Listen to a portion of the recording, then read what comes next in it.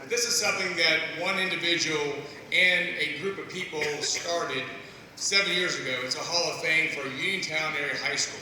So everyone that you're going to hear this morning will be telling a little bit of story about their time and their experiences.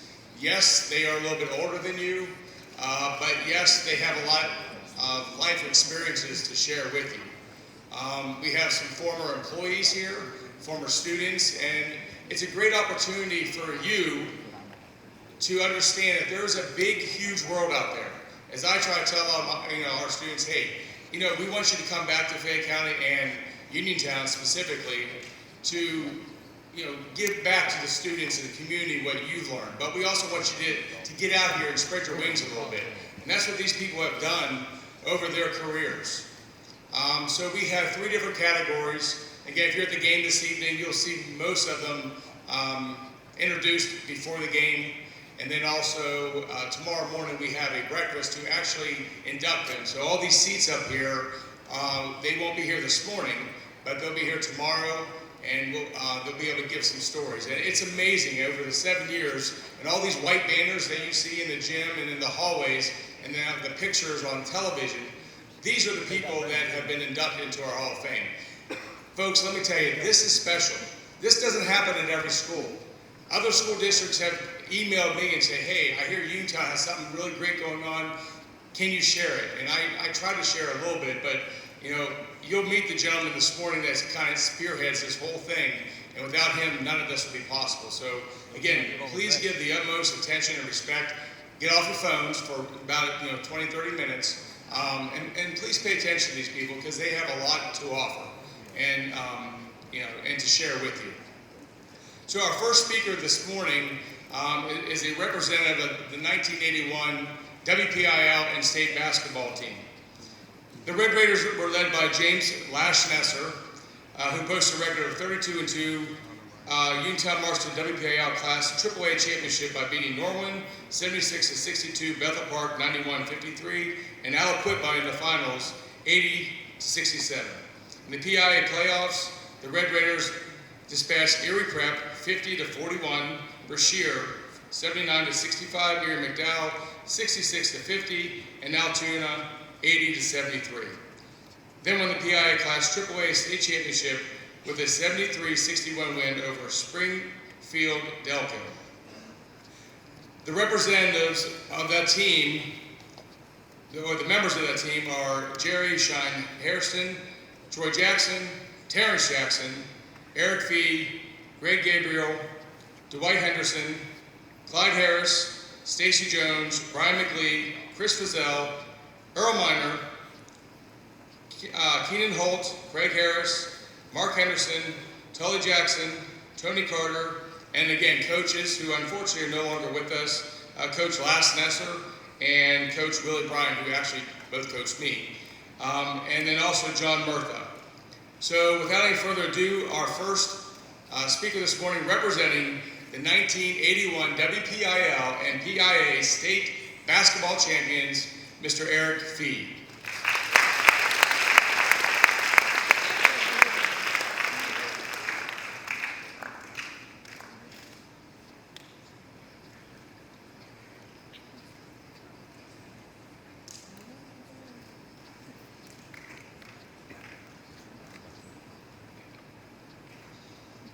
Thank you very much. Good morning. Congratulations to all of you and start of a new year. Obviously, it's a little tougher, informal discussion, a little bigger group. Nice to see everybody. But basically, I grew up in Uniontown. My mother and father grew up here. They still live here. My sister's here. My brother's here. So you have a lot to be proud of. It's a great community. And it's tough to appreciate now at 16, 17, and 18 years of age, but as we reflect back and get a bit older, it's really the experiences and the people from here that supported you that will lay the foundation for where you go from here in your future. That's certainly been my case, and I think you can talk to some of my teammates from the basketball team and elsewhere, they'll echo that same sentiment. People here are scrappy, they work hard, you learn to compete, you achieve, and you become successful in whatever endeavor you undertake. And I'm particularly proud of our basketball team. It's a relatively small feat in our big world, but amazingly, in the 38 years that it's been, it hasn't been repeated. And unless the population gets really big here, the school won't compete on a AAA level again. And so to think back at that, it's pretty powerful. And it provides the stepping stones for going forward. One of my favorite parts of winning the state championship is that for 4 years after that, I attended Harvard University, where the point guard from Springfield Delco was also at school. So I had 4 years of extra edge and agitating Kevin Boyle a bit from that school, which was kind of fun and unexpected. So I just want to wish you well. Thank you for having me back. And if anybody has any desire or opportunity to chat about things afterwards, I'm free, or talk to Mark, and you can contact me. I'm a physician in Norfolk, Virginia, and I'd be happy to talk to people about anything healthcare or career related. Thank you.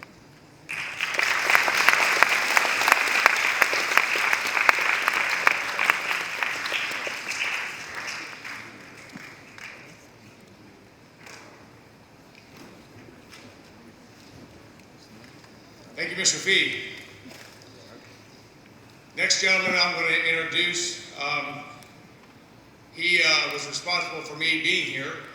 So he hired me 22 years ago, which I'm forever grateful. It's Dr. Darrell Uphold, class of 1955.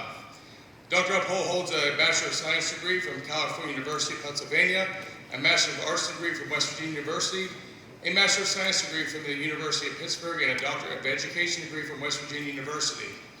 In addition, he holds a postgraduate certification from Penn State, and Dr. Uphold was inducted to the Phi Delta Kappa International Honor Fraternity, the Kappa Delta Pi International Honor Society in Education, resulting from his magna cum laude distinction in graduate school.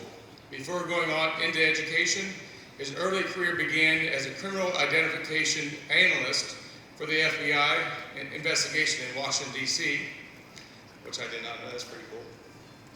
As an educator in the Uniontown area high school classroom teacher, he had several positions in the athletic department and served as science department chairperson, assistant principal, federal programs administrator, assistant superintendent, and superintendent.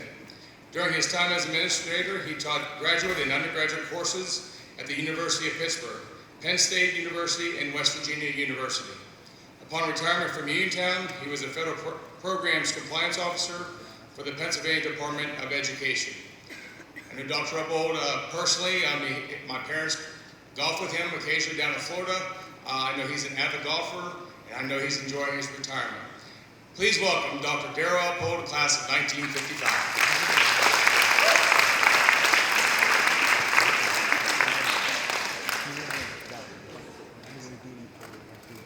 Thanks, Aaron. Good morning. I'm not going to give you a long speech, but I'm going to tell you a short story. Maybe I should call it a pep talk. Before I retired from Uniontown, I was assistant superintendent and superintendent. And during that time, one of the things we were supposed to do is develop something called a strategic plan.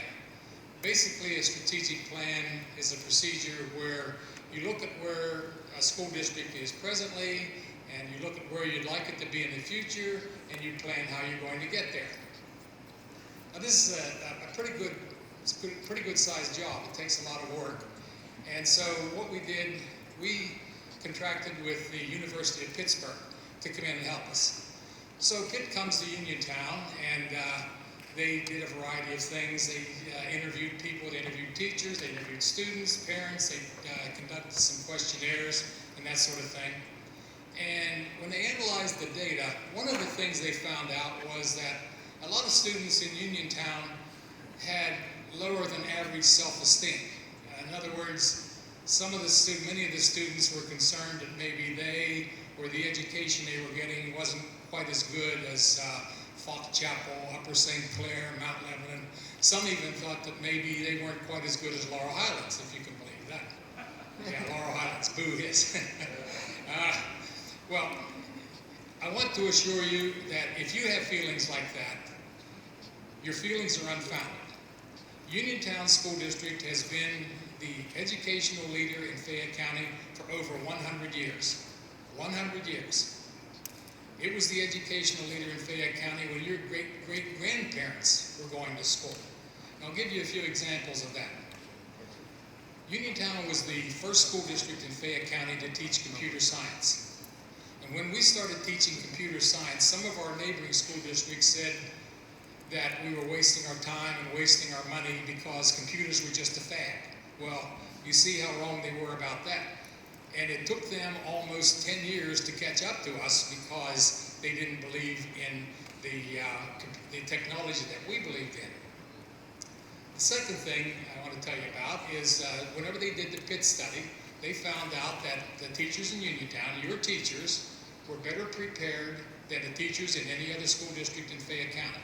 They had more degrees, they had more training, they used better teaching techniques, they developed better courses of study. Another thing, the Pennsylvania Department of Education conducts a survey, a study, where they evaluate all the school districts in the state of Pennsylvania. And there's a project called Students Performance Profile, SPP. In the Student Performance Profile, they found that the top 3 school districts in Fayette County are Uniontown, Connellsville, and Fraser. The bottom 3 school districts are Laurel Highlands, Albert Gallatin, Brownsville. U.S. News and World Report has something similar. It's called Best Schools, where they analyze the best schools in America. Their study found out that the best 3 school districts in Fayette County are Uniontown, Connellsville, and Fraser. The lowest 3 in the county are Laurel Highlands, Albert Gallatin, and Brownsville.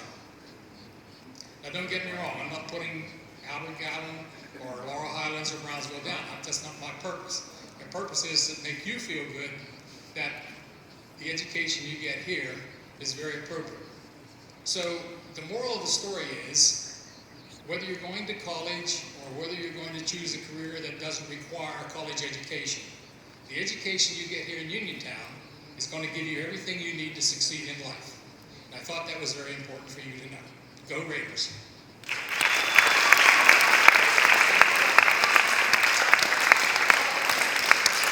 Yeah! Yeah! That's us! That's us! It's like a pep talk before a football or basketball game. Thank you, Dr. Upwell. That's awesome. See? Uniontown is good. So when you say this place sucks, there's nothing to do, we are good. Have confidence in yourself. Yes. I got chills. I'm all excited. Our next inductee this evening and tomorrow will be Marianne Ryder, class of 1979, representing the VOTEC. Marianne has had a very successful career in the home health care. She was a graduate of Fayette County VOTEC School in high school. Her training there led her to come back to VOTEC school and receive an LPN certification, where she graduated valedictorian of her class. While working at Jefferson Hospital, she received her RN degree from Washington Hospital School of Nursing. After working at the hospital setting, she took a position at a local home care agency. She again went back to school to receive a BSN certification. Marianne has spent 20 years in Fayette County educating and caring for many people in Fayette County for their health care needs. She currently works as an administrative position with UPMC Home Health Care. Marianne is active at her church as St. John's the Evangelist and enjoys time with her family.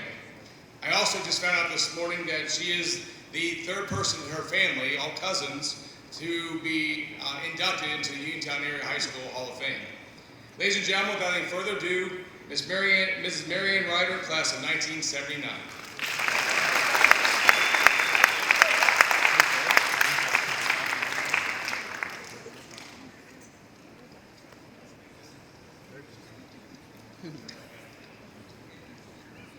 Thank you. Good morning.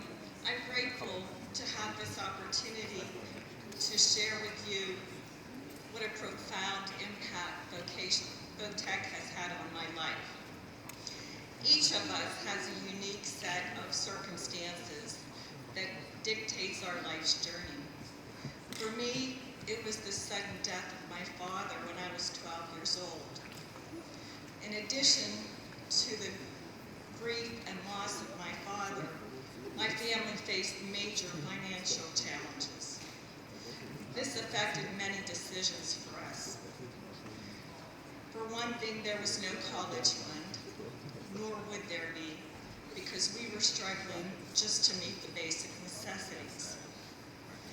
What would seem like a dead end in the road really was a great opportunity. Think about when you're traveling and you run into construction or a detour. Your journey doesn't end there. If you are determined and committed to reaching your destination, you come up with another plan. Most of us, if we're traveling, will check Google Maps or some other navigation app to find another route. That is what VOTEC education provided for me. It was another route to follow. I knew I had to learn skills that would help me enter the workforce after graduation. I had a general interest in the health field, so the health assistant program at VOTEC seemed the way for me to go. I graduated with marketable job skills and was able to contribute to my family's income and helped relieve some of that financial strain.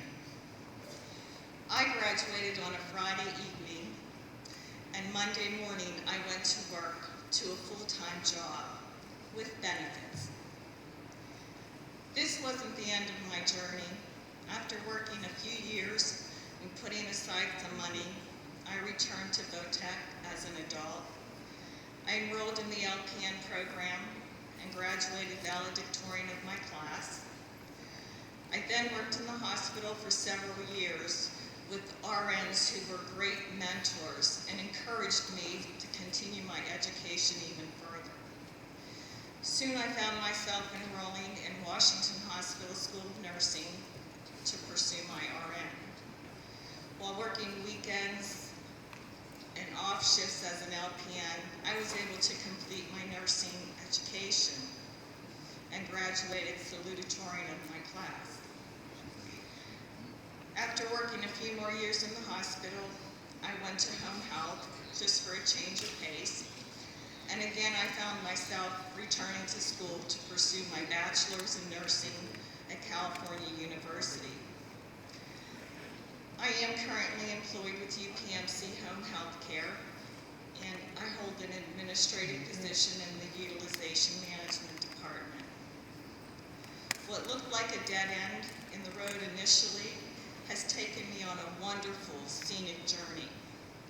My life's journey did not take me on the interstate with a direct route from point A to B, but rather on a scenic countryside journey with a few side trips along the way. However you reach your destination, know that there are many roads to get you there. Explore all your options, and most of all, enjoy the scenic route along the way. Thank you.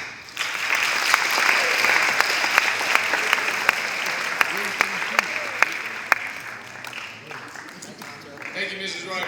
Congratulations on being inducted into the 2019 Hall of Fame. Our last speaker this evening is the man, the myth, the legend. Anthony Mercadante, class of 1964. Every year we have a special recognition in our Hall of Fame. So this gentleman is definitely worth the special recognition that he puts in to not only this weekend, but Merck is kind of like my unofficial unofficial volunteer assistant golf coach. He's out there all the time, providing us with some drinks, advice, and cheering not only his grandson on, but the entire team. Anthony Mercandani, from class of 1964, is affectionately known as Mr. Maroon and White and is very proud of that designation. Merc was on the 1962 WPIL Championship Red Raider football team. As a senior, Mercandani was part of the Red Raider team that finished with a 7-1 section record with a loss to Washington and a tie with Charleroi. Again, those are small schools now, but back in the day, they were powerhouses, along with Uniontown. Merck founded the Uniontown Area High School Academics, Arts, and Athletics Hall of Fame in 2013. He is thrilled to be part of the 2019 class in the special recognition category. Ladies and gentlemen, Mr. Anthony Mercandani.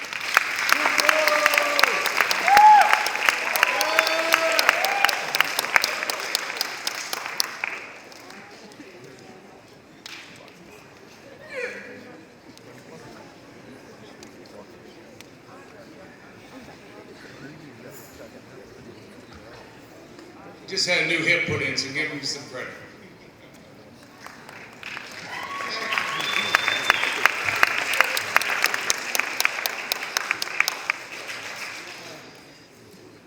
I'm Merc. That's what they call me. I guess it's been my way all my life. Most of you see me around the school. I'm down here all the time. In fact, when I was your age, my biggest goal was getting out of school, skipping and going down by the railroad tracks. So I'm here now more than I was when I was a senior in high school. I don't know if that's good or it's bad, but out here it is. I have a grandson, Michael Mario, and a niece, Isabel, who attend here. I will try not to embarrass you, I promise. I look out and see the seniors and juniors out here, and I want them to graduate and really do well. I can tell by the gleam and the twinkle in their eye that they're going to be successful. The ones that's going to be successful, we kind of know already, just by the way you carry yourself and what you do. There's probably 50% or 30% of you that think you know what you want to do, but you're not real sure. And then there's the rest of you who have no idea what you say.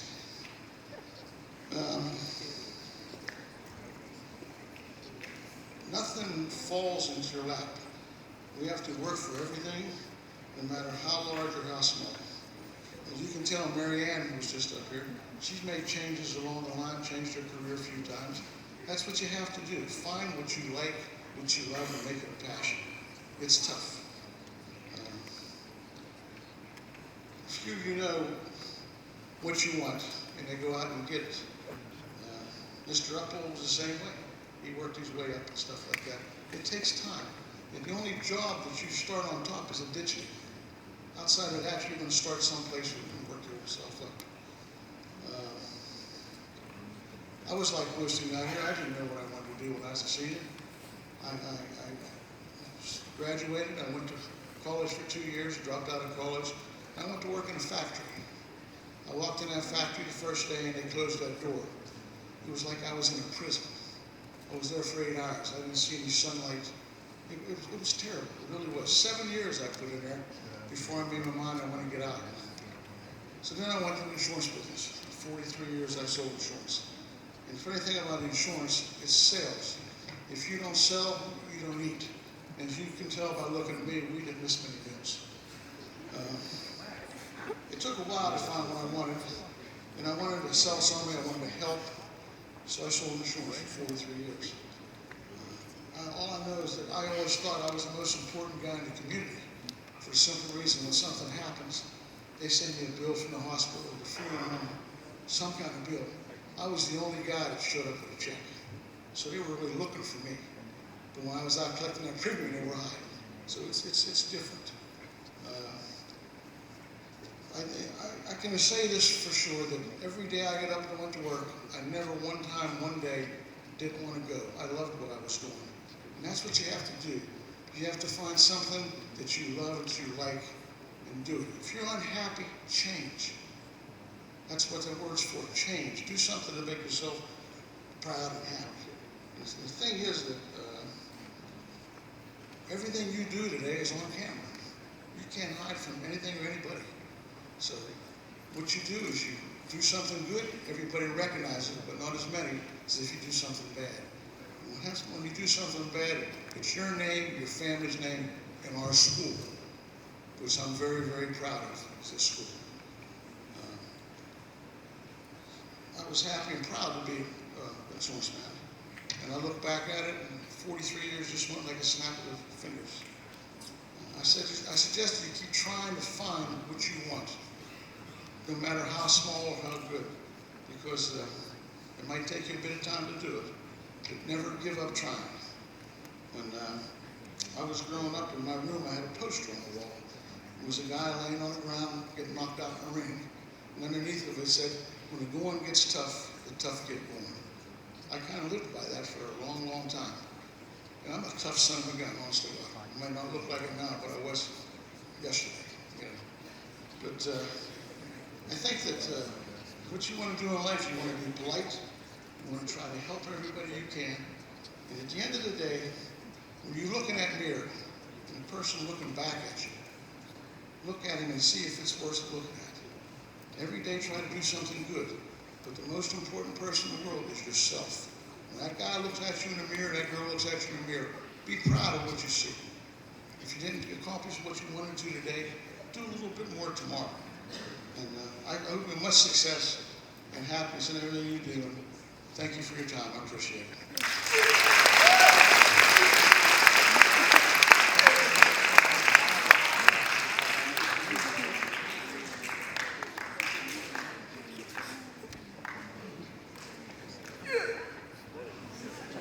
Okay, again, I'd like to thank you so much for your attention this morning. You guys were very respectful. I appreciate that. I know your teachers and the speakers do as well. Before we go back to first period, I would like to wish not only the band, our cheerleaders this evening, but also our football team. Guys, we have an unfortunate record right now, which I'm not going to mention, but we want to break that record. Okay? So gentlemen, good luck tonight and beat Deer Lakes. Go Red Raiders!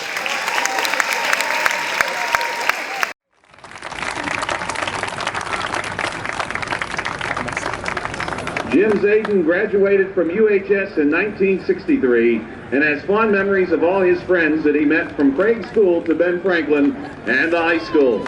While Jim was in high school, he considered it a privilege to be a member of the marching band and concert band, playing the baritone horn. He also played in the Dirty Dozen, a group that played at basketball games and remembers playing when the Saints come marching in when the team ran onto the basketball court. In his junior year, Mr. Kahn asked him to be the drum major for the marching band, a position that forced him to take a lead role and begin learning how to work with others as a team to reach goals. One of those goals was marching in the Orange Bowl Parade on New Year's Eve in 1962. It was 4.5 miles of marching, blowing whistles, and twirling a baton. Dr. Zayden received his undergraduate degree from the Pennsylvania State University, his medical degree from West Virginia University, and his MBA from Emory University. He completed his anesthesiology training and his cardiac anesthesia fellowship at the Massachusetts General Hospital.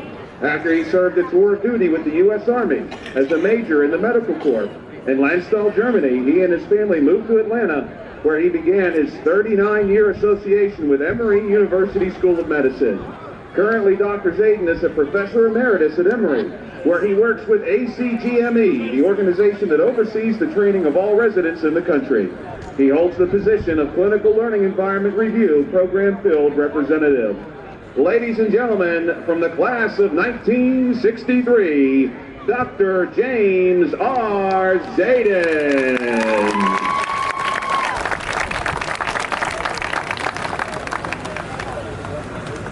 Also from the academics field, we have with us this evening Dr. Darrell L. Uphold.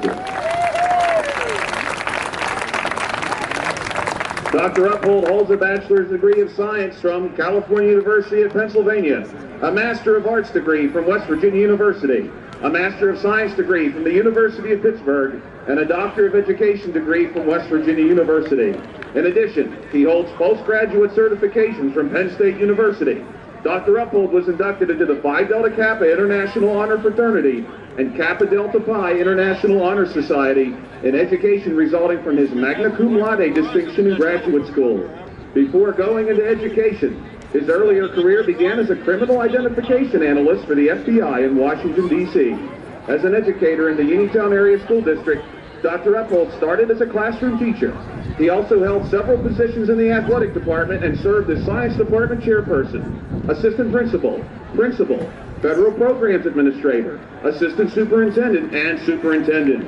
During his time as an administrator, he taught graduate and undergraduate courses at the University of Pittsburgh, Penn State University, and WVU. Upon retirement from Uniontown, he was a federal programs compliance officer for the PA Department of Education.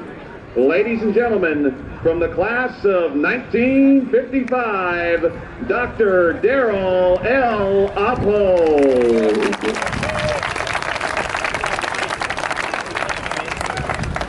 Our last representative from the academics field is Dr. Gary Brain.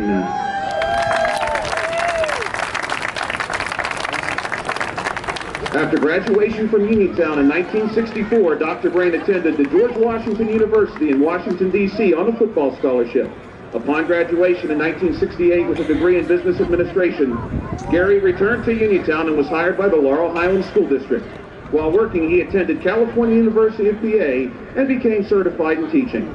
Gary followed up with master's and doctoral degrees from WVU. While employed in the Laurel Highlands School District, Gary held the following positions: elementary teacher, driver education teacher, elementary principal, high school principal, and finally retired as superintendent in 2011. Through the early years, he served as a track and wrestling coach. He also coached football and was fortunate to do so when he played. Gary served a total of 43 years in the district. From the class of 1964, Dr. Gary Brain.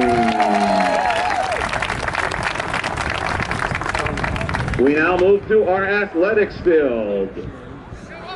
Our first inductee from the athletics category is Tom Holliday.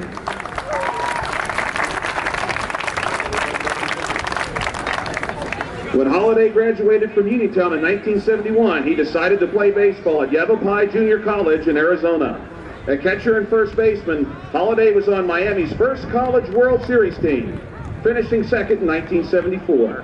In 1975, he was drafted by the Pittsburgh Pirates and spent 1 year in the minor league system, playing in Niagara Falls, New York, before electing to become a coach. Holliday coached 10 first-team All-Americans and 27 total All-Americans at Stillwater, 92 All-Conference performers, 7 freshman All-Americans, 2 U.S. Olympians, and 6 U.S. national team members, 52 academic All-Conference honorees, and 155 players who want to play careers in professional baseball, including 9 who were first-round draft picks. Tom Holliday was an assistant coach at Texas and a head coach at Oklahoma State. He also served as an assistant with the Cowboys, Arizona State, and Miami.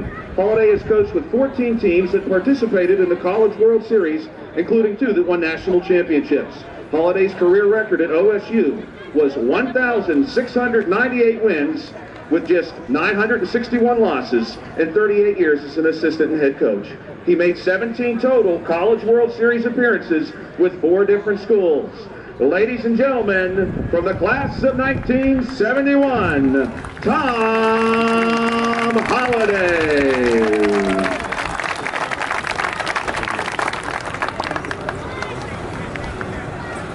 Also from the athletics category, Tom Hall. Tom Hall played football and basketball for the Red Raiders. He was a 3-year football starter and played basketball for 3 seasons at Uniontown and played basketball for 3 seasons during that time, winning 2 section titles.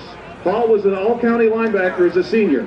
He played football at Penn State from 1971 to 73 and was on 3 striped bowl teams, Cotton, Orange, and Sugar.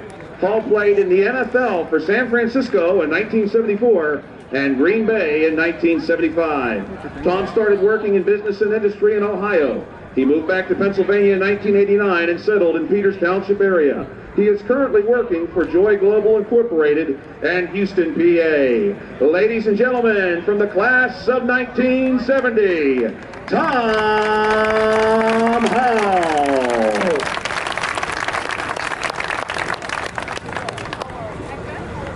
Also from the athletics category this evening we have Randall Kramer. Randall was a very competitive runner for the Uniontown Red Raider track team for 4 years, graduating in 1963 from Uniontown High School. Randall has great memories of head coach Abe Everhart. Abe's famous line was, "Cross the finish line even if you are dead last." These words of discipline have empowered him many times throughout life's challenges to always finish what you start. Coach Everhart was very instrumental in helping him receive a college scholarship in track. Although he encouraged him to go to Duke University, Randall chose West Virginia University under Coach Stan Romanowski. Under the scholarship requirement, Randall had to run both cross country and track. And as a freshman, running cross country with no high school experience in that sport and competing against Division I athletes, Randall still found success. Ladies and gentlemen, I present to you, from the class of 1963, Randall Kramer.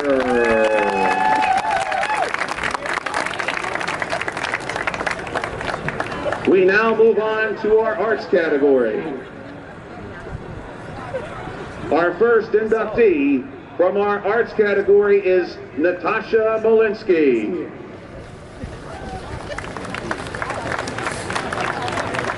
Natasha started her acting career here at Uniontown High School, starring in many roles in Guys and Doll and Godspell.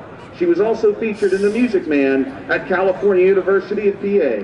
Natasha attended the University of North Carolina at Wilmington, where she attained a BS of Arts in Communication Studies with a Film Studies and Theater minor.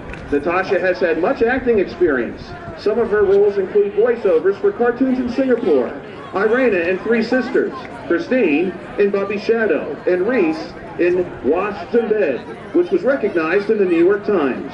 Natasha made her way to Los Angeles and worked in theater in such notable roles as Cam in Kill Me, Faye in Cold Sweat, where Natasha's performance was highly acclaimed. Her most recent role was playing Bethany's mom in the blockbuster Jumanji, Welcome to the Jungle.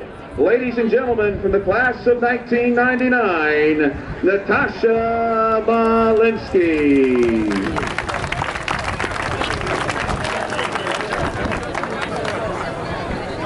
Our next inductee is Dorothy Haupt Constable.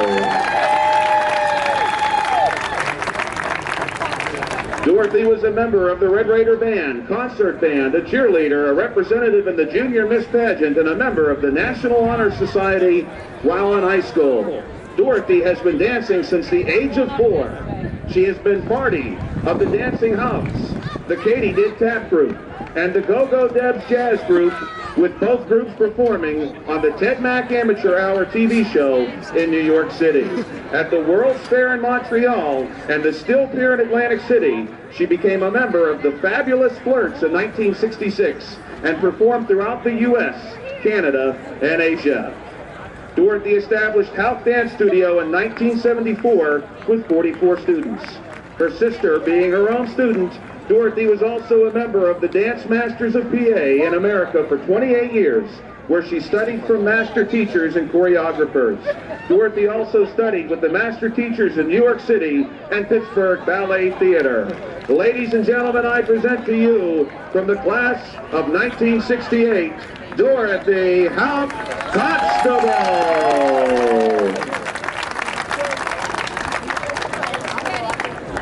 Our last representative from the arts category this evening is Al Owens. I said, come see me. I don't really want to walk. Al has had a huge impact on the local and national history with an emphasis on Red Raider athletics.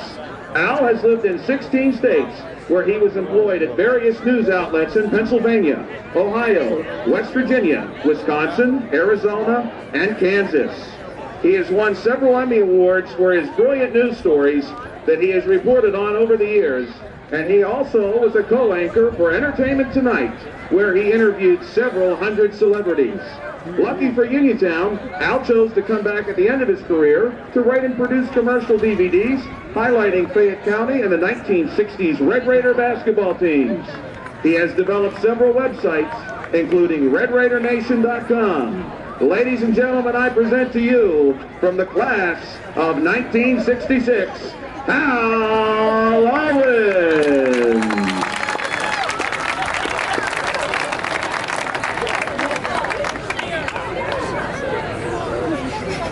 We now move on to our Vo-Tech category. Our next inductee is Marianne Ryder.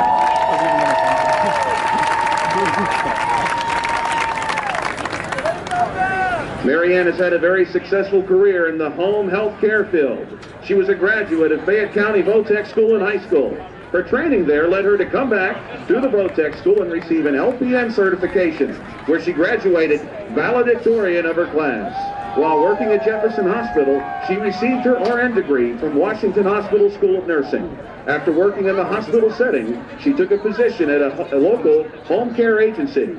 She again went back to school to receive a BSN certification. Marianne has spent 20 years in Fayette County educating and caring for many people for their health care needs. She currently works in an administrative position with UPMC Home Health Care. Marianne is active at her church, St. John's the Evangelist, and enjoys time with her family. Her third cousin was actually also inducted into the Hall of Fame. Ladies and gentlemen, I present to you, from the class of 1979, Mary Ann Ryder.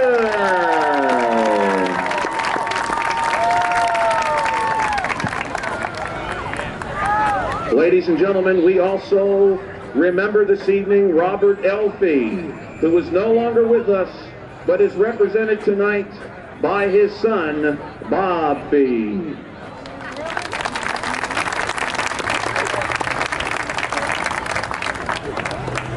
Coach Robert Fee helped lead basketball, football, and track teams at Lafayette Junior High. He had a 38-year coaching career. Lafayette joined the junior WPIAL in 1948, and during that 26-year period, when records were kept, he posted as a coach a record of 384 and 85 in basketball. Fee's teams captured 14 junior WPIAL Section 1 titles, were co-champs 4 times, and posted an amazing 16 undefeated seasons. At one point, under Coach Fee, Lafayette had a 97-game winning streak.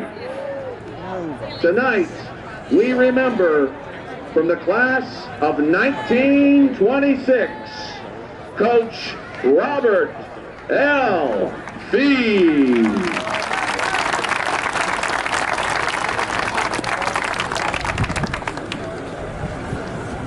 Ladies and gentlemen, this evening we also want to recognize our 1981 boys basketball team this evening.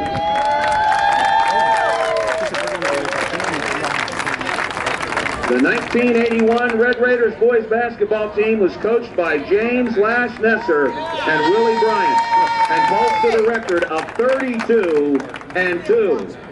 Uniontown marched to the WPIAL Class AAA Championship by beating Norwin 76-62, Bethel Park 91-53, and Aliquippa in the final 80-67. In the PIAA playoffs, the Red Raiders dispatched Erie Prep 50-41, Brashear 79-65, Erie McDowell 66-50, and Altoona 80-73.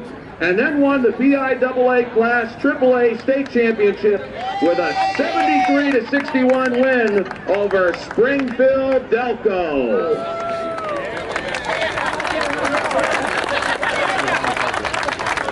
We would also like to recognize those members of our 1981 State Championship team who are here with us tonight, or their representatives.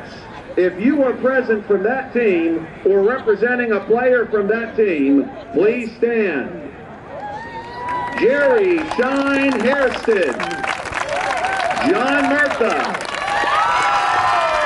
Terrence Jackson, Eric B., Greg Gabriel, Dwight Henderson, Brian McGlee, Earl Miner, Kenner Holt, Craig Harris, Tony Carter, and head coach James Lash Nesser, represented tonight by his son Steve.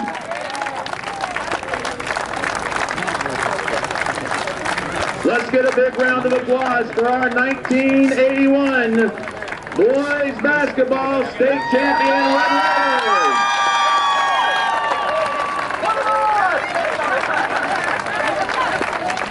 Ladies and gentlemen, we also recognize tonight Anthony Mercadante. Tony Mercadante is affectionately known as Mr. Maroon and White and is very proud of that designation. Merc was on the 1962 WPIAL Championship Red Raider squad. As a senior, Mercadante was part of a Red Raider team that finished with a 7-1-1 record with a loss to Washington and a tie to Charleroi. Mercadante founded the Uniontown Area High School Academics, Arts, and Athletics Hall of Fame in 2013. He is thrilled to be part of the 2019 class in this special recognition ceremony. I'm real apprehensive, he has said. I didn't start this Hall of Fame and form it to get in. But everybody voted me in this year, so I'm accepting the honor. Ladies and gentlemen, from the class of 1964, Anthony Mercadante.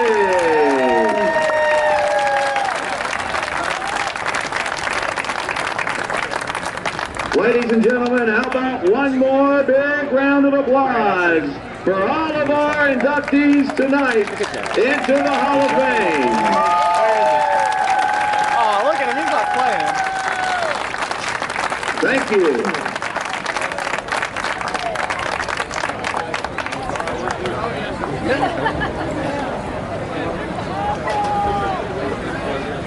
Your table and all around the venue. At this time, we'd like to take a moment to promote our Hall of Fame for 2020 and beyond.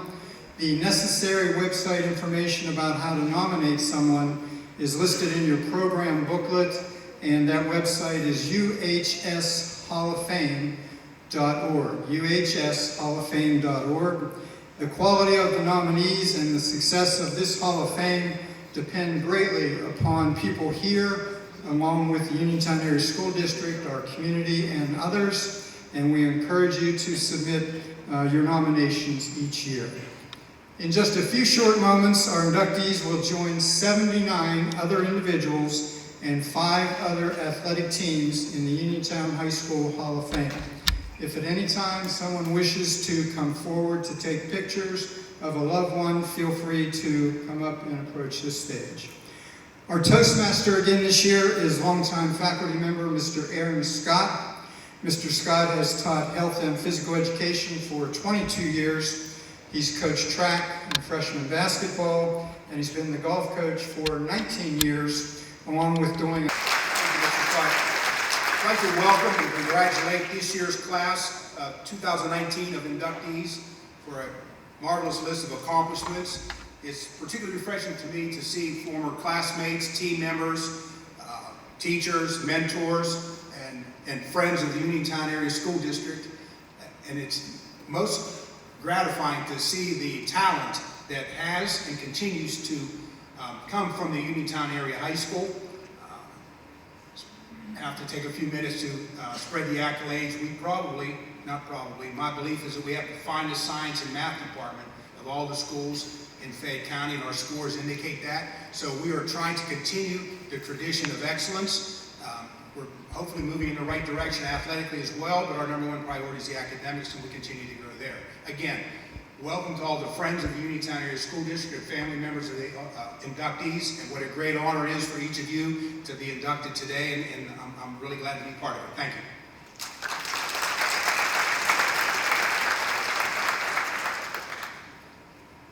Thank you, Dr. Macheski. Again, it is my pleasure. This is the third year that I've been able to MC this, and just take a quick moment.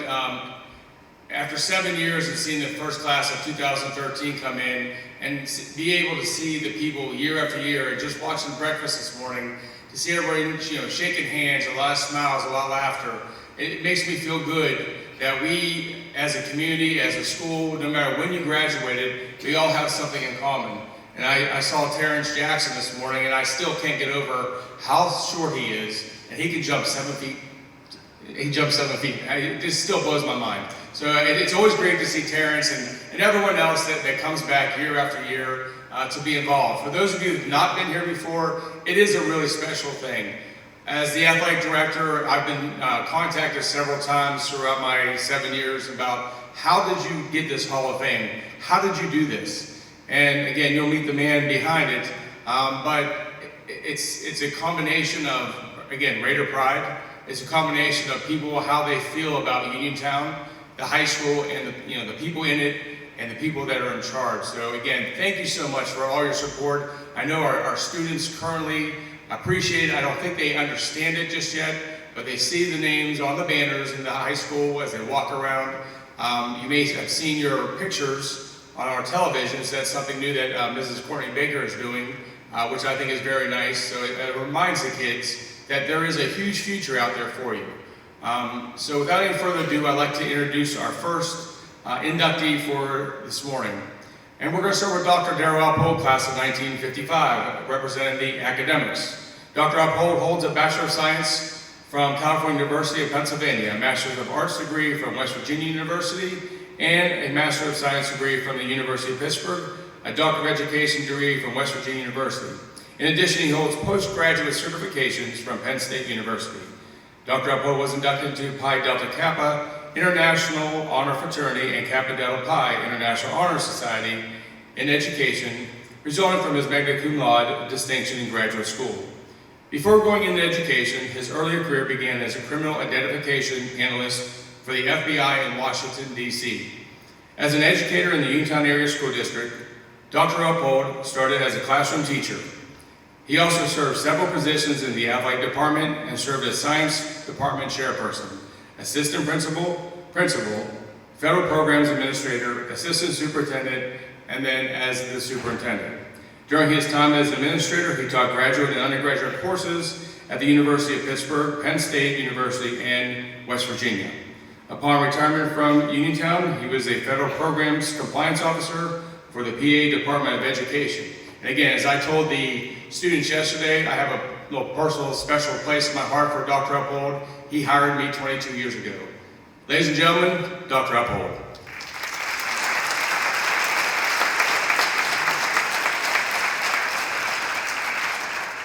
Good morning.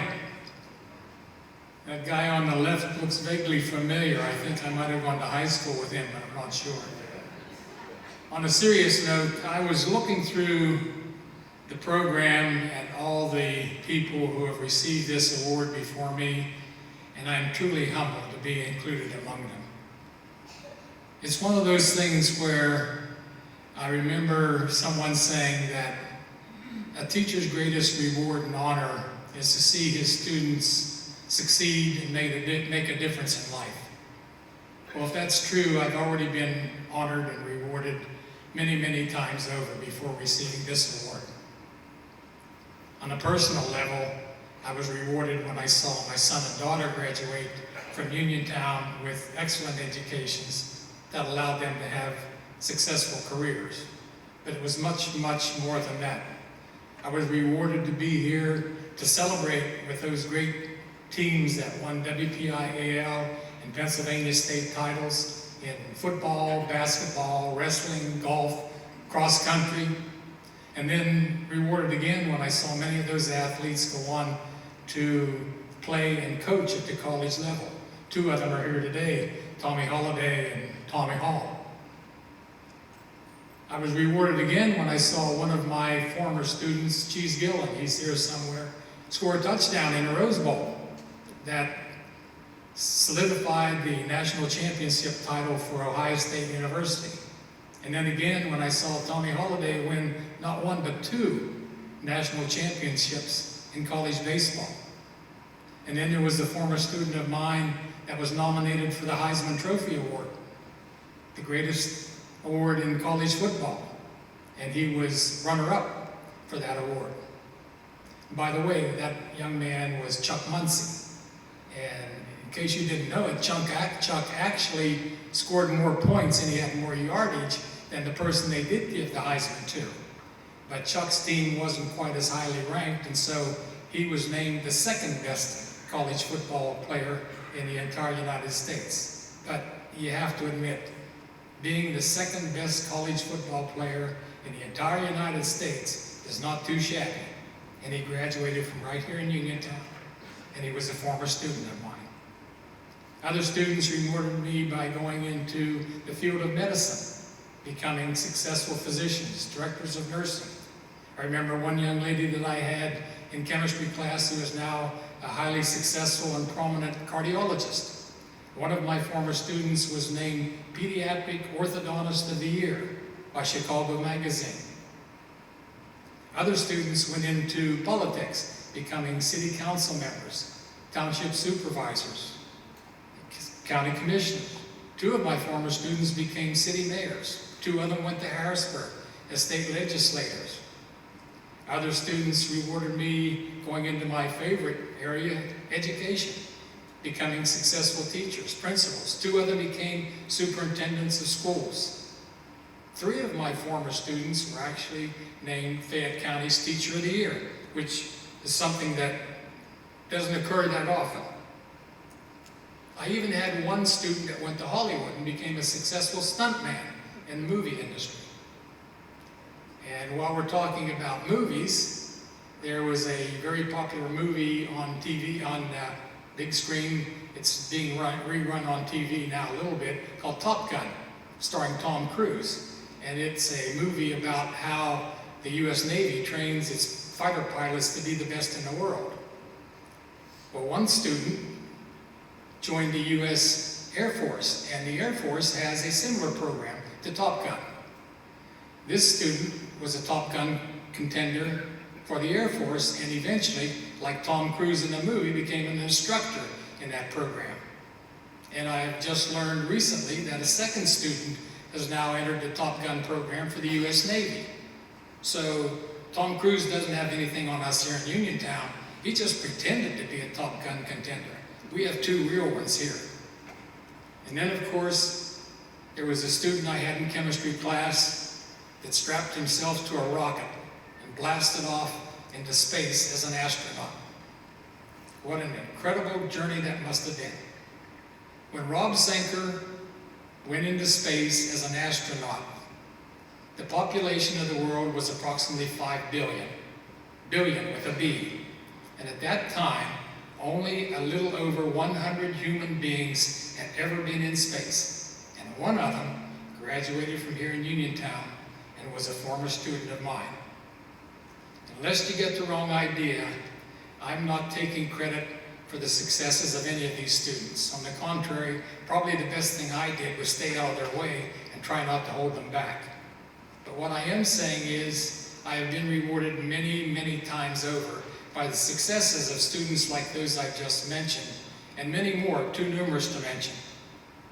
So if you were a student in the Uniontown Area School District between 1962 and 2002, a part of this honor and reward goes to you, because without you, it never would have happened. Go Raiders!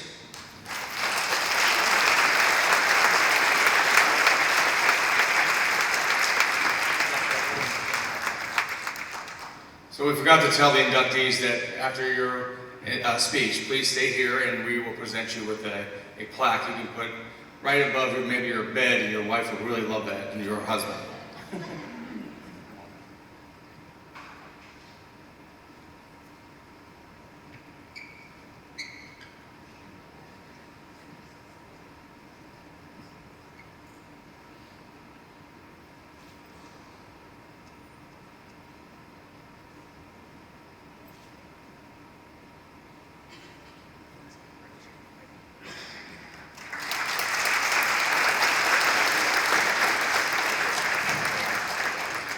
Thank you, Dr. Uphold. The next gentleman that we will introduce in the academics is Dr. James R. Zayden. Jim Zayden graduated from Uniontown Area High School in 1963 and has fond memories of his friends that he met from Craig School to Ben Franklin and the high school. While Jim was in high school, he considered it a privilege to be a member of the marching and concert band playing the baritone horn. He also played in the Dirty Dozen, a group that played at basketball games and remembers playing When the Saints Come Marching In, which we still play today, when the team ran onto the basketball court. In his junior year, Mr. Kahn asked him to be the drum major for the marching band, a position that forced him to take a lead role and begin learning how to work with others as a team to reach goals. One of these goals was marching in the Orange Bowl Parade on New Year's Eve in 1962. It was 4.5 miles of marching, blowing whistles, and twirling a baton. Dr. Zayden received his undergraduate degree from the Pennsylvania State University, his medical degree from West Virginia University, and his MBA from Emory University. He completed his anesthesiology training and his cardiac anesthesiology fellowship at the Massachusetts General Hospital.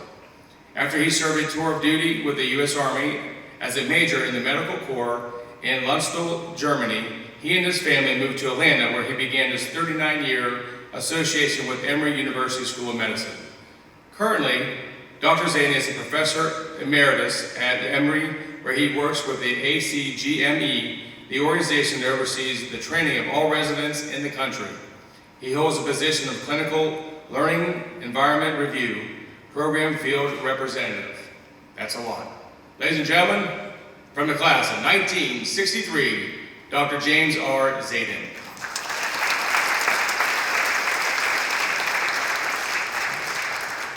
Good morning, everybody, and thank you for that introduction.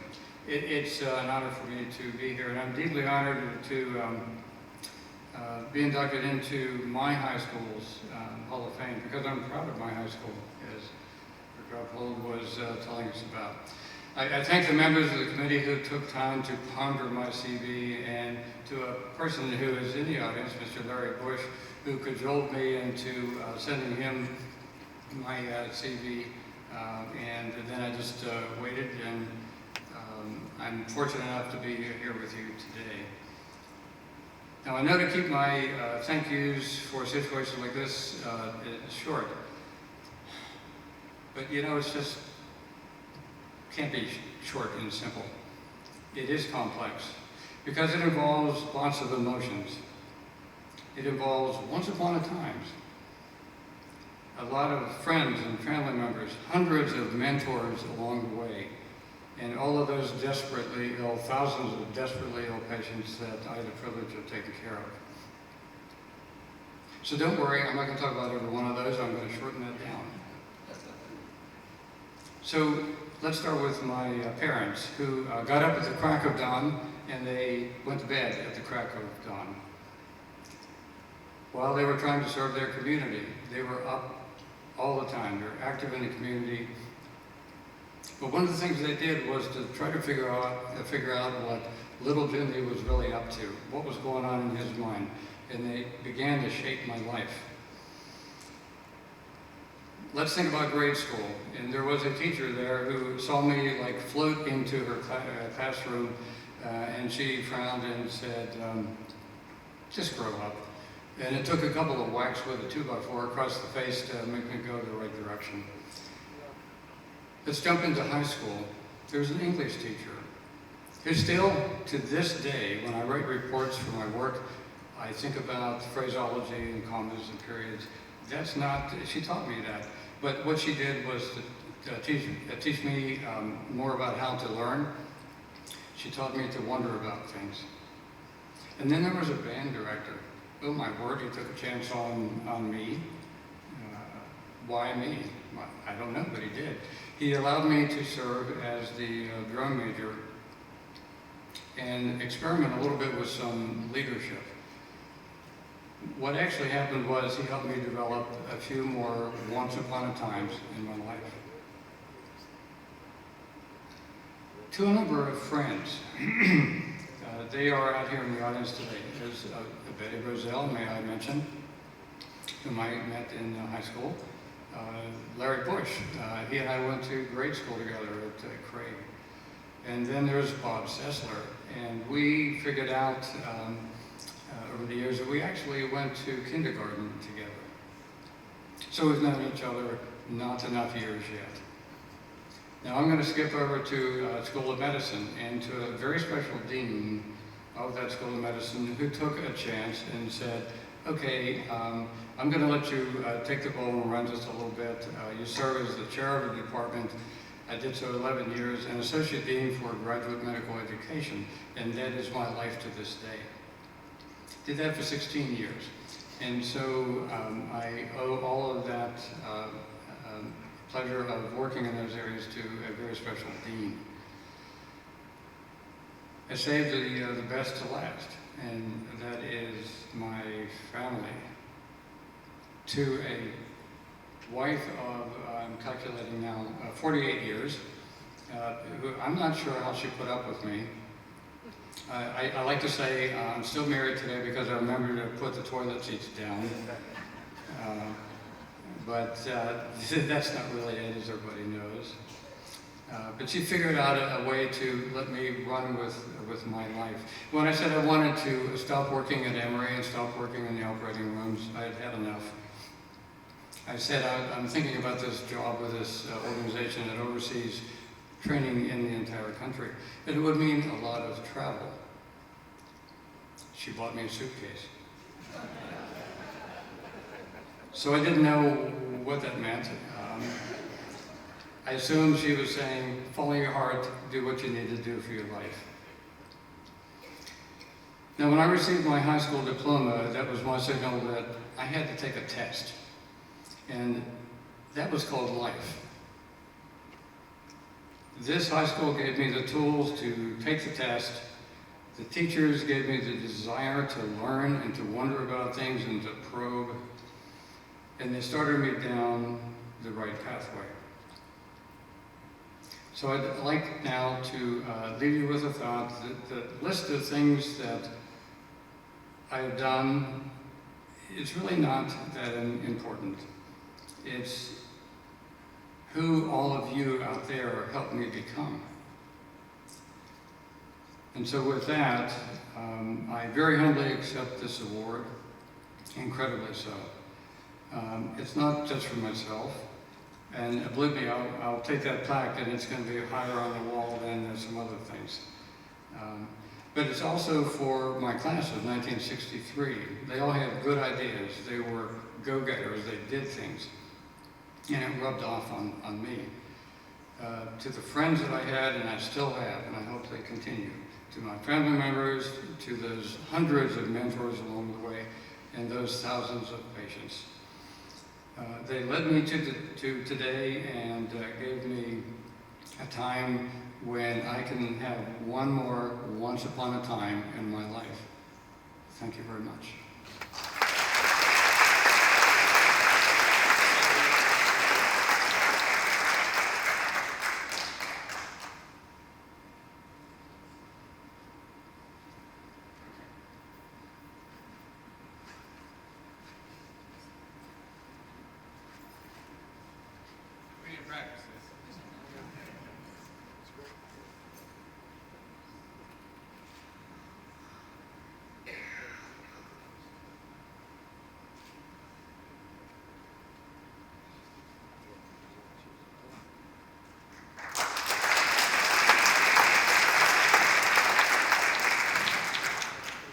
Thank you, Dr. Zayden.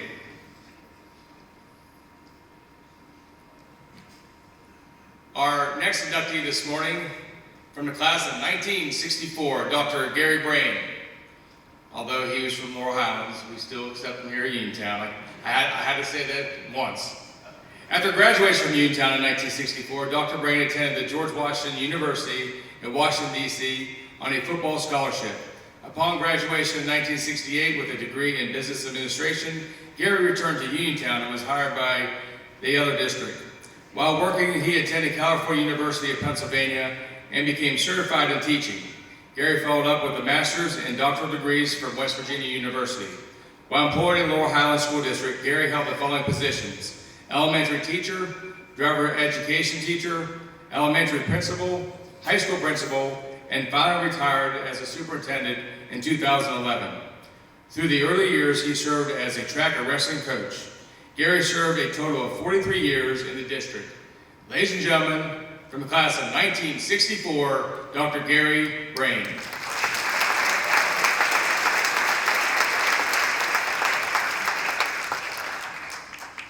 Yes, I am from Laurel Islands, but I started out here. Good morning.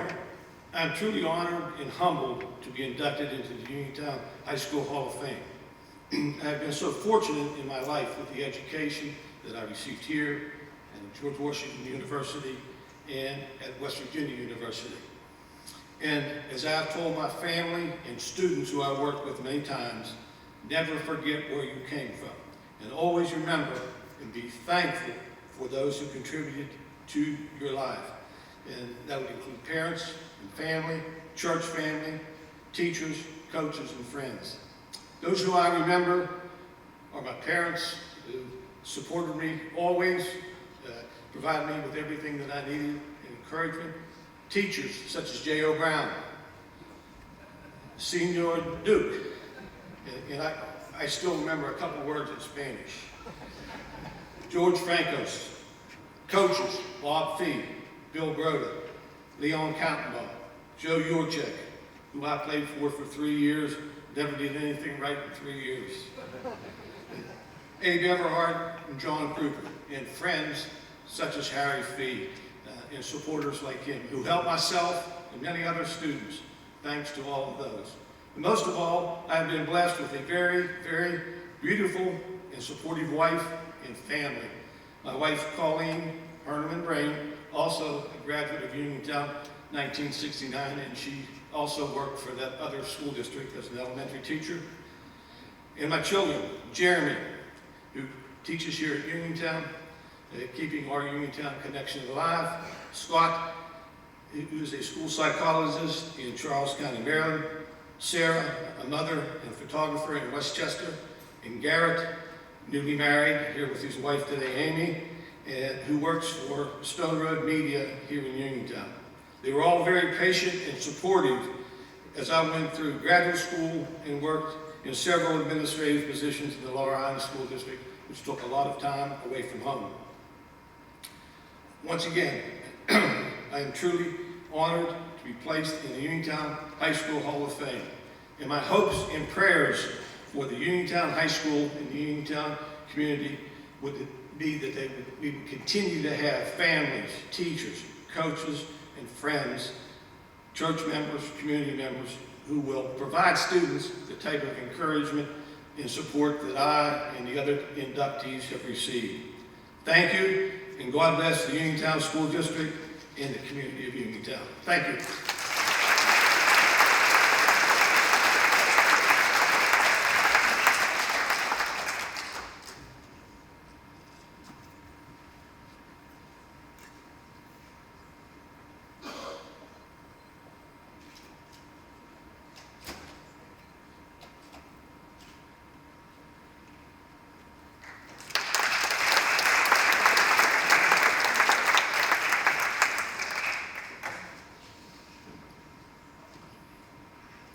Thank you, Dr. Brain.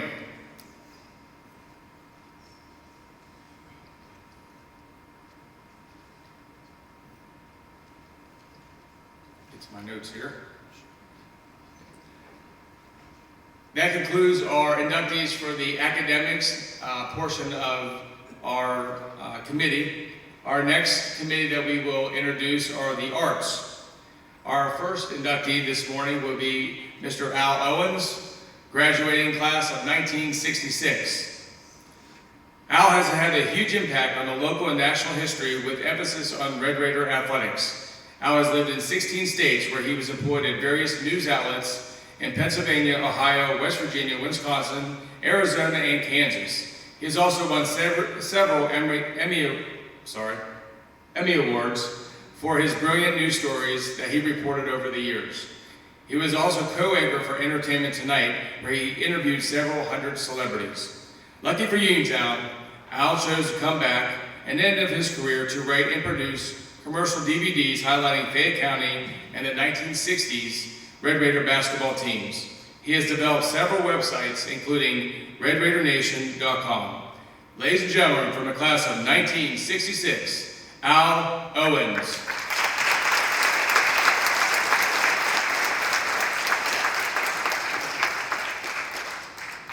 Thank you.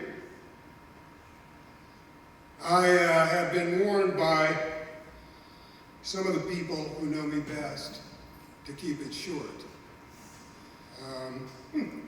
Did I tell you they're no longer my close friends? I will pause midway through this so you can stand and keep the circulation flowing in your legs.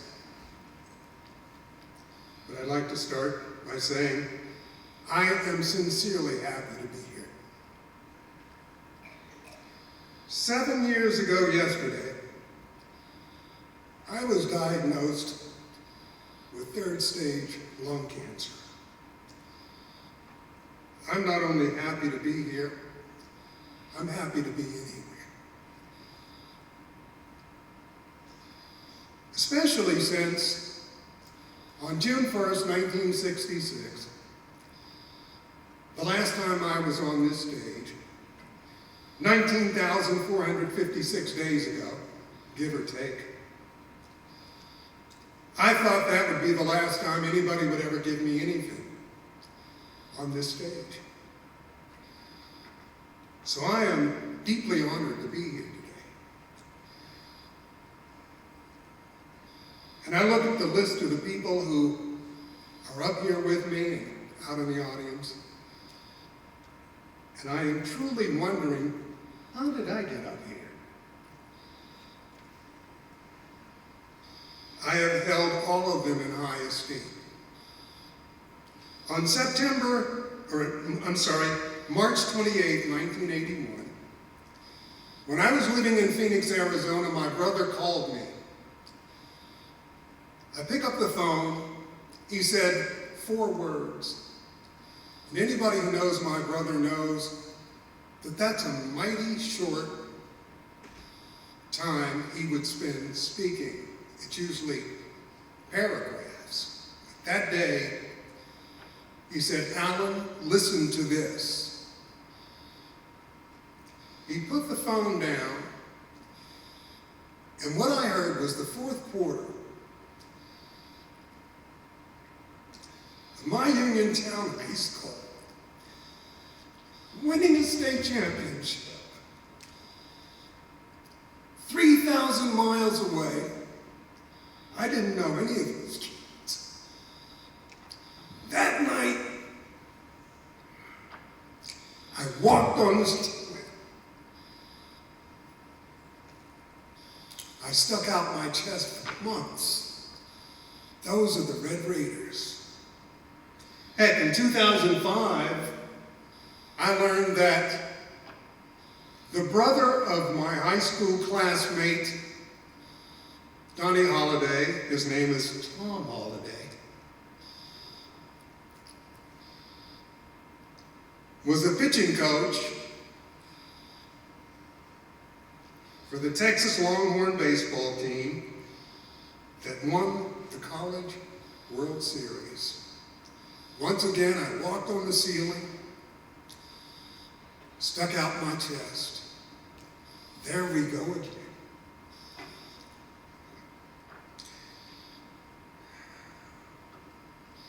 October 28, 2011. Tom's son, Matt, is about to win the World Series for the St. Louis Cardinals. Now, I know Matt Holliday was born in Stillwater, Oklahoma, but his dad is from Uniontown, and I stuck out my chest with pride. This list goes on and on and on and on and on and on and on. There are untold stories about this school, this community, this county.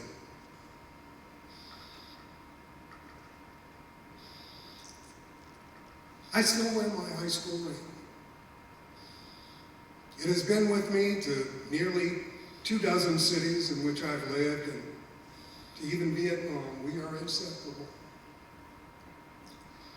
When I worked at Entertainment Tonight, this ring was on my hand when I touched the hand of Muhammad Ali and shook it.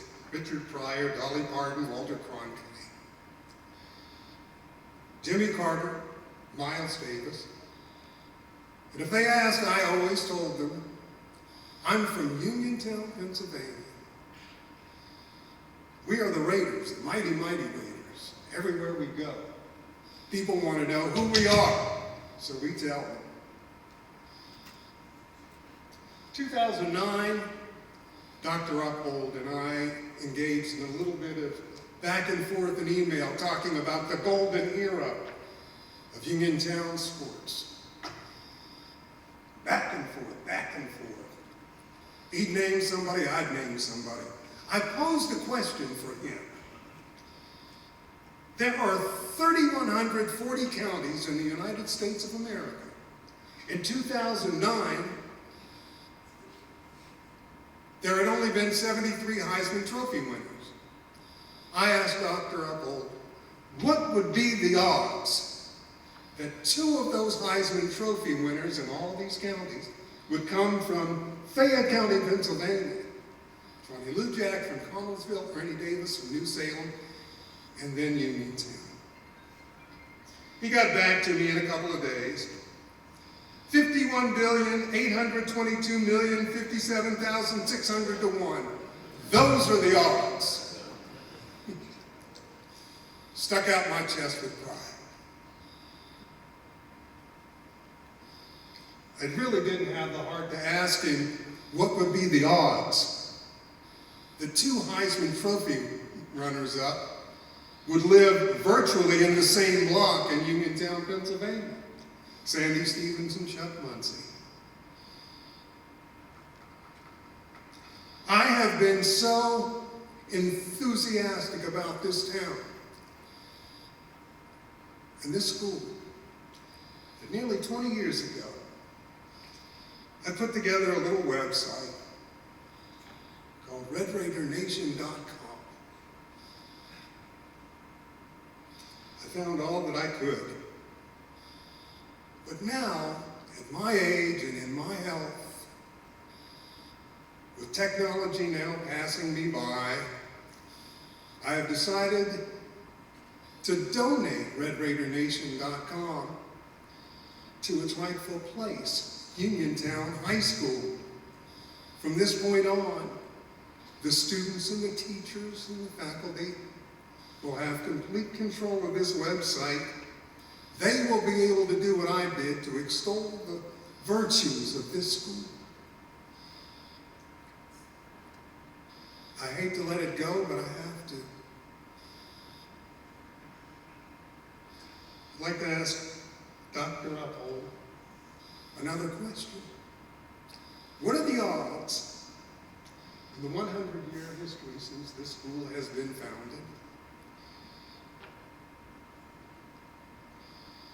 There has been 26,750 graduates. What are the odds that somebody as mediocre as me would stand up here today? Thank you.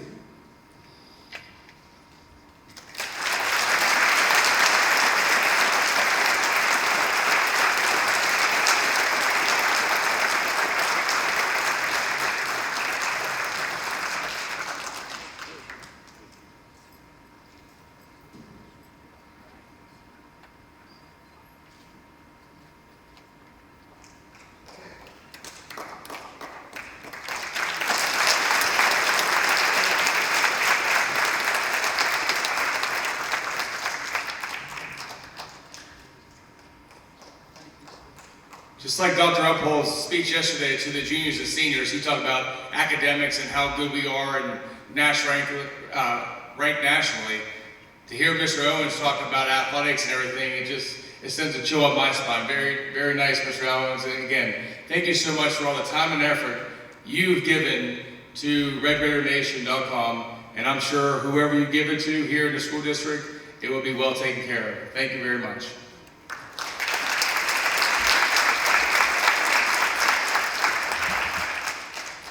Our next inductee in the arts is Mrs. Dorothy Howe Constable, class of 1968.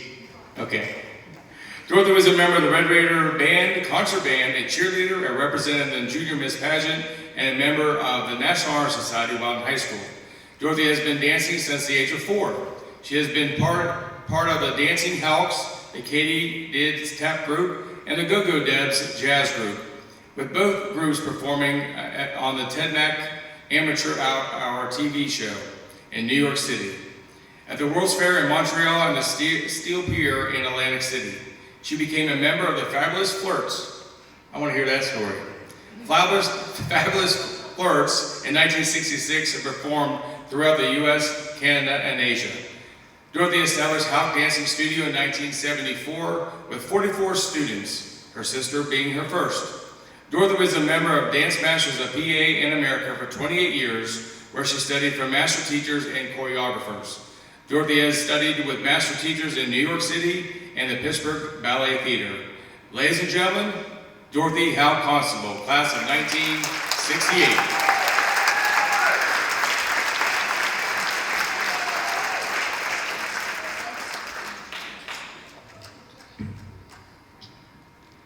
Okay, I think that's good, yes. Good morning, family, friends, and attendees. I would like to thank everyone affiliated with the Uniontown High School Hall of Fame for giving me this opportunity to thank those that are responsible for the many dance steps that I have taken throughout my career and life.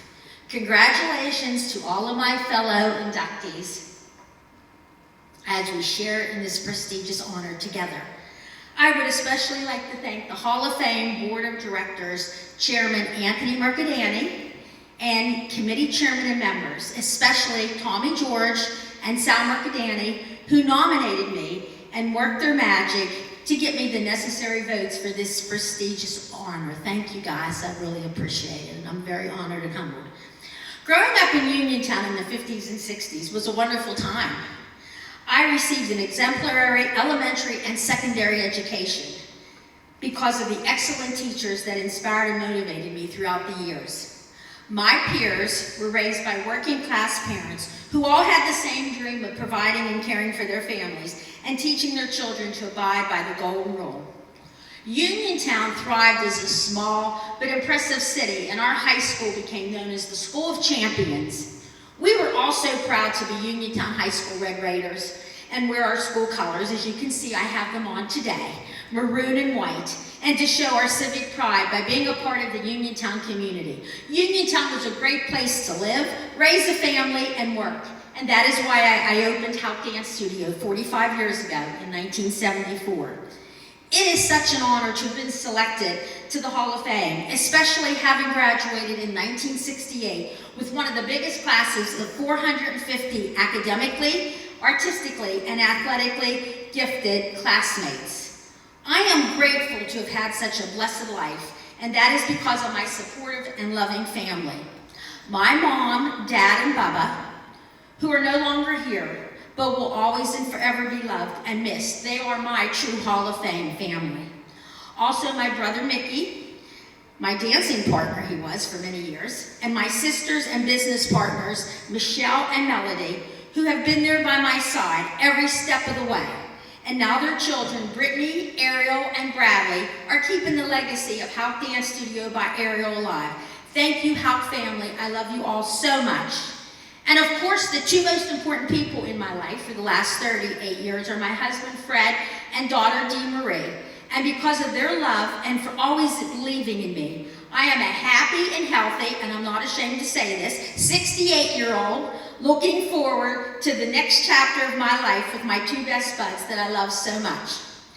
I would also like to thank all of the parents and students who became a part of the Houck Dance Studio family. And because of your trust and loyalty, Houck Dance Studio became an integral part of the Uniontown community. Thank you to my family, friends, and dance studio parents and students who are here today to show their love and support.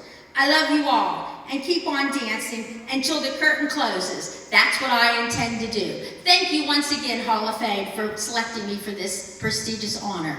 God bless all of you.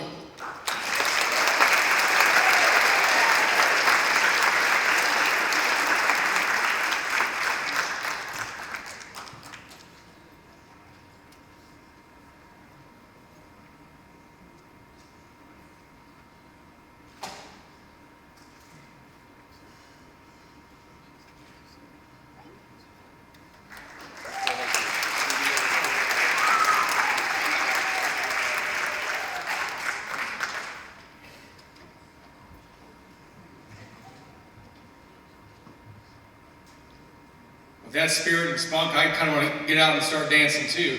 She's all fired up all the time. Thank you very much. Congratulations. Our next inductee this morning, and again, Natasha, I'm not sure if you remember me, but I did have you in class, so I'm feeling a little bit old now too. Natasha Malinsky, class of 1999.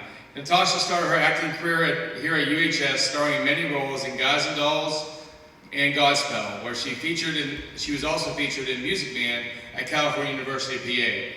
And believe me, in reading her bio, it's amazing. So I try to crunch all of this in, so I apologize because you have so many different roles that we couldn't list them all. Natasha attended the University of North Carolina at Wilmington, where she attained a BS of Arts in Communication Studies with a Film Studies and Theater minor. Natasha has had many acting experiences. Some of her roles include voiceovers for cartoons in Singapore, Irina in Three Sisters, Christine in Bubby Shadow, and Reese in Wasp in Bed, which was recognized in the New York Times. Natasha made her way to Los Angeles and worked in theater in notable roles such as Cam and Kill Me, Faye in Cold Sweat. Her most recent role was playing Bethany's mom in the blockbuster Jumanji, Welcome to the Jungle. Ladies and gentlemen, from the class of 1999, Natasha Malinsky.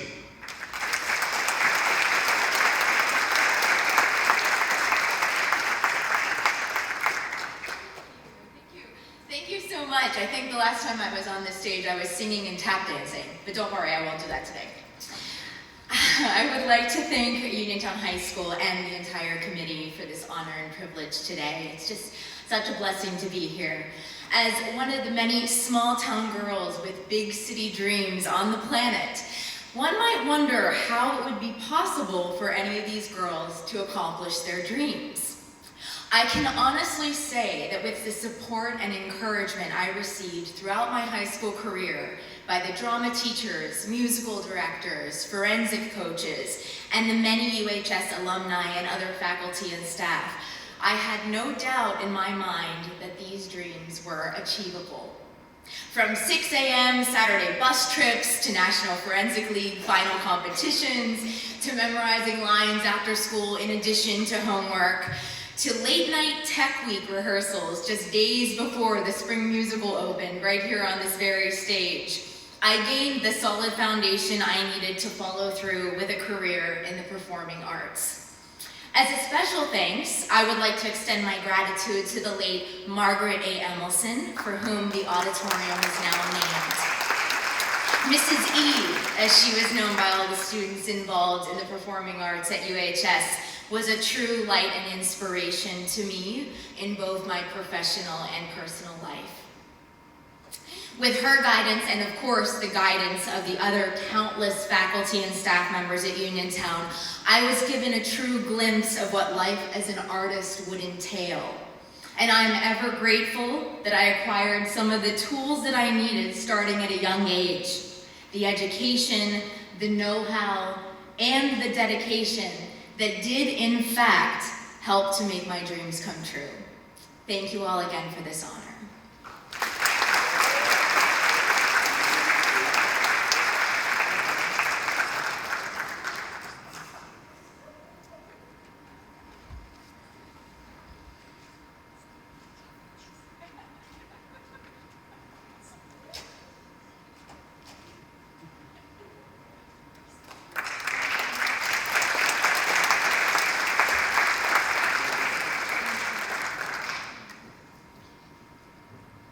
Thank you, Natasha. Congratulations. Our next group of inductees that we are going to honor are the athletics. Our first inductee in the athletics would be Mr. Randall Kramer, graduating class of 1963. Randall was a very competitive runner of Uniontown Red Raider Tracks for 4 years. Randall has great memories of head coach Abe Everhart, and Abe's famous line was, "Cross the finish line even if you are dead last." These words of discipline have empowered him many times throughout life's challenges to always finish what you start. Coach Everhart was instrumental in helping him receive a college scholarship in track. Although he encouraged him to go to Duke University, Randall chose West Virginia University under Coach Stan Romanowski. Under the scholarship requirement, Randall had to run both cross country and track. As a freshman running cross country with no high school experience and competing against D1 division athletes. Ladies and gentlemen, from the class of 1963, Mr. Randall Kramer.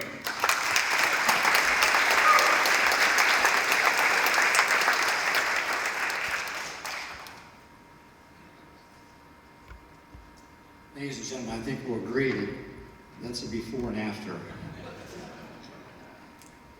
You know, I have to change the first thing on my script here because I was going to say good afternoon, but it's still good morning. So, good morning to each of you. Today is a very special day here in the Uniontown area, Uniontown High School, for the inductees and their families.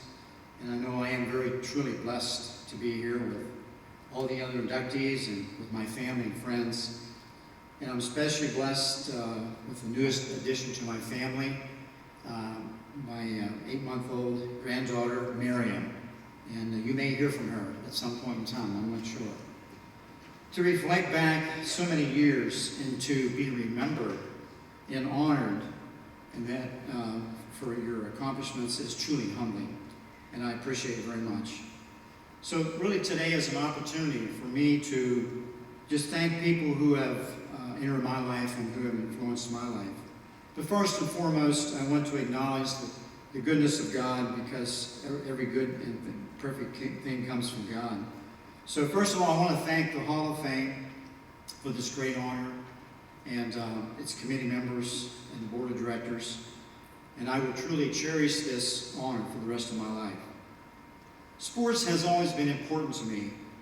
From the time I was a little kid who raced across the floor on all fours. And it's still important to me, and I still compete.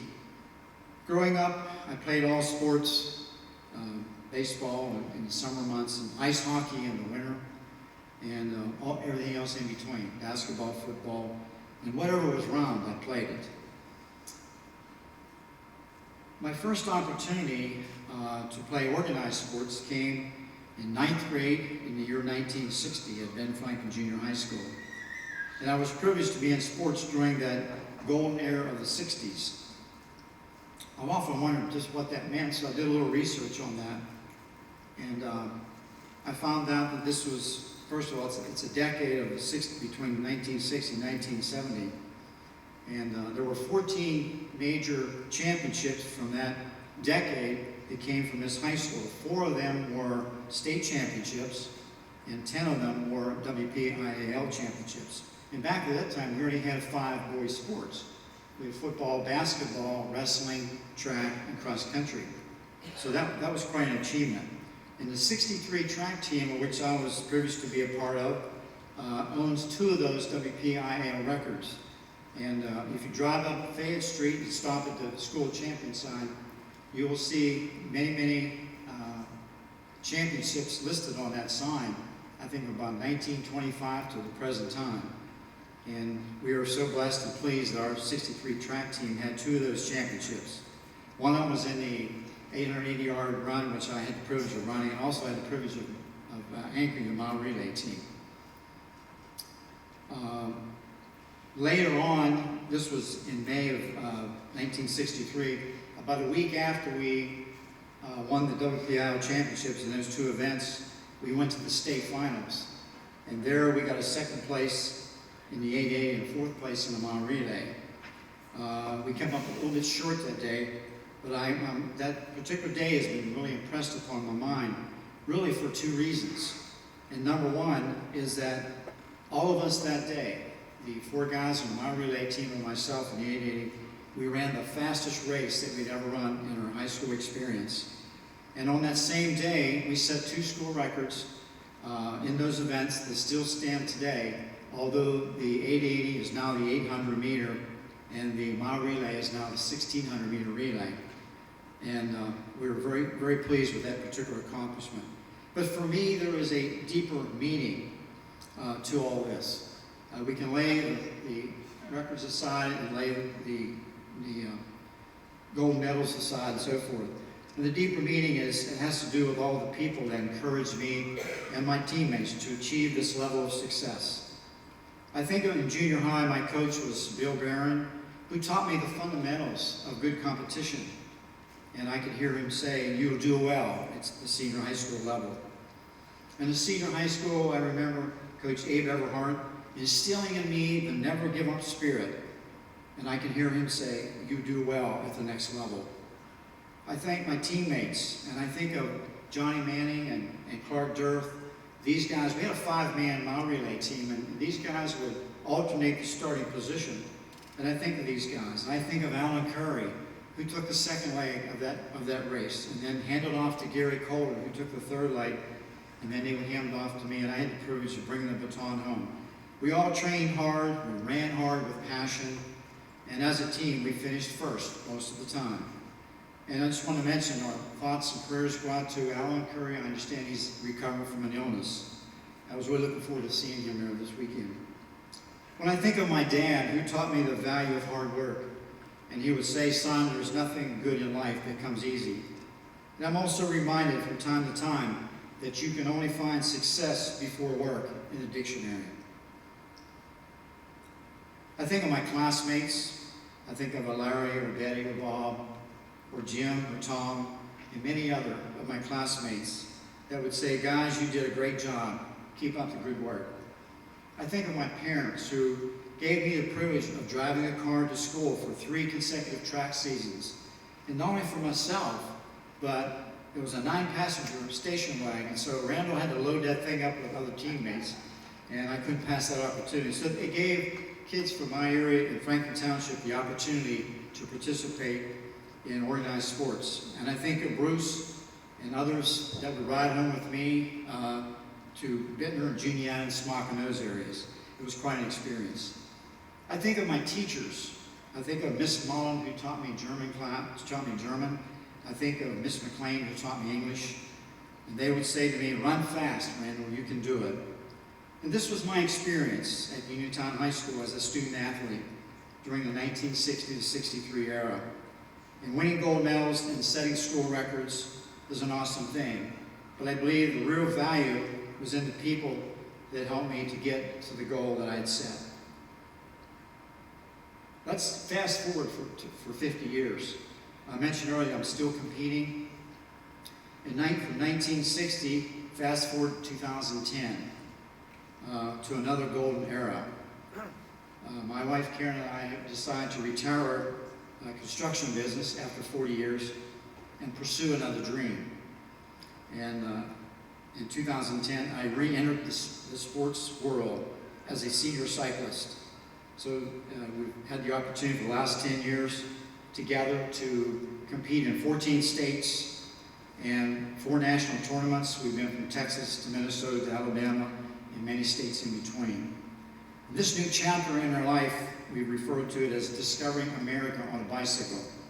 I must qualify that. I ride the bike, she drives the vehicle.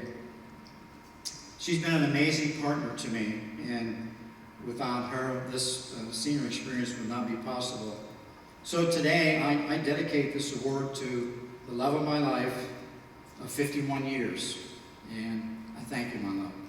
So ladies and gentlemen, this is an awesome experience. I'll never forget it, and I thank each of you for coming here to celebrate this very wonderful experience. God bless you, stay active, and never give up on your dreams. Thank you.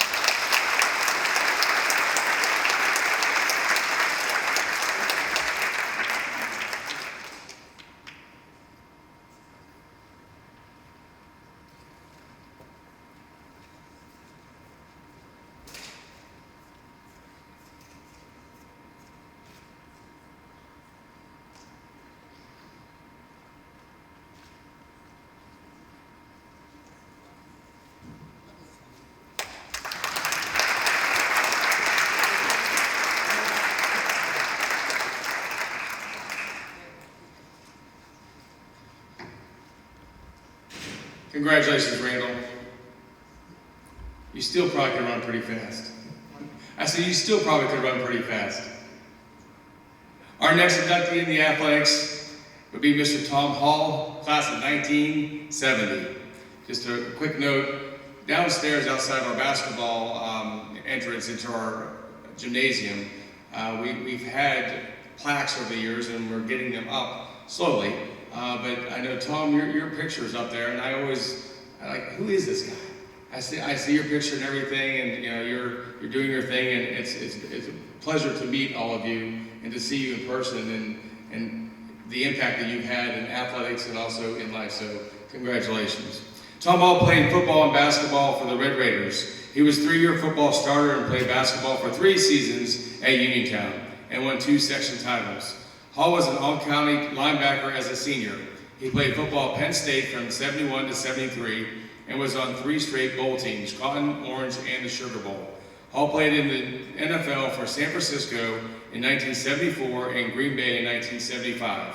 Tom started working in business and industry in Ohio. He moved back to Pennsylvania in 1989 and settled in Peters Township area. He is currently working for Joy Global Incorporated in Houston, Pennsylvania. Ladies and gentlemen, Mr. Tom Hall, class of 1970.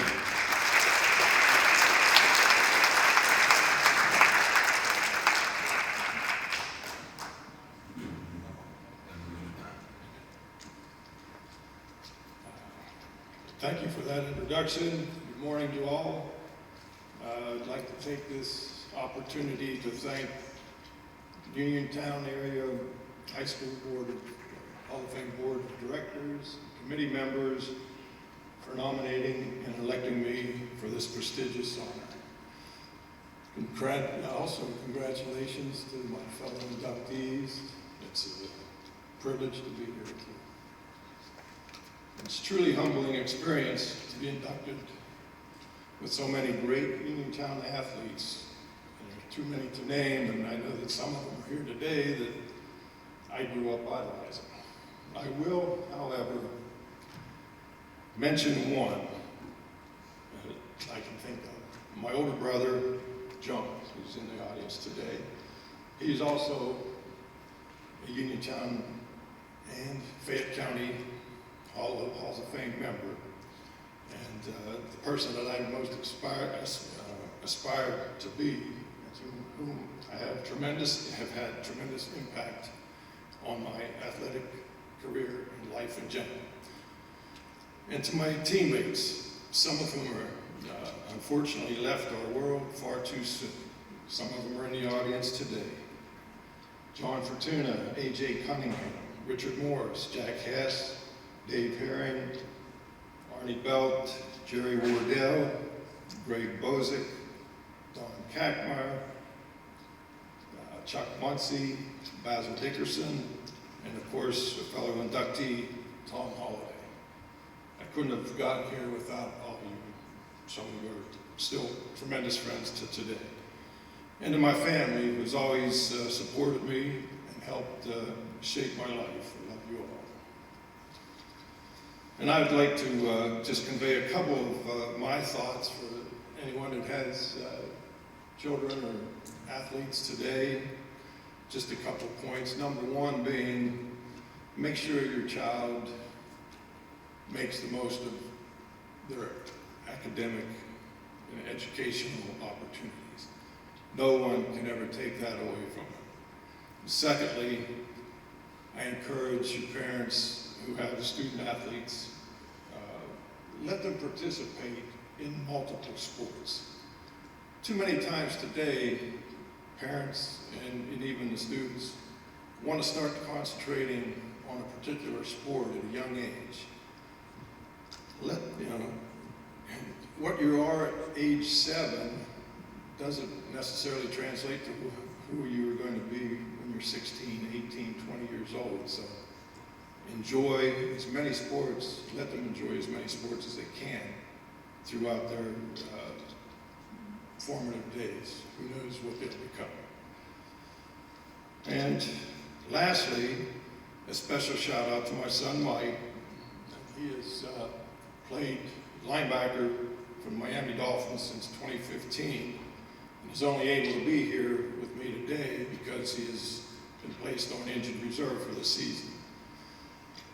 And I wanted to say Mike had received his finance degree from Penn State, which he can use that for the rest of his life once his playing career is over. And that again goes back to point number 1. Again, I appreciate being here, truly humbled, and thank you all.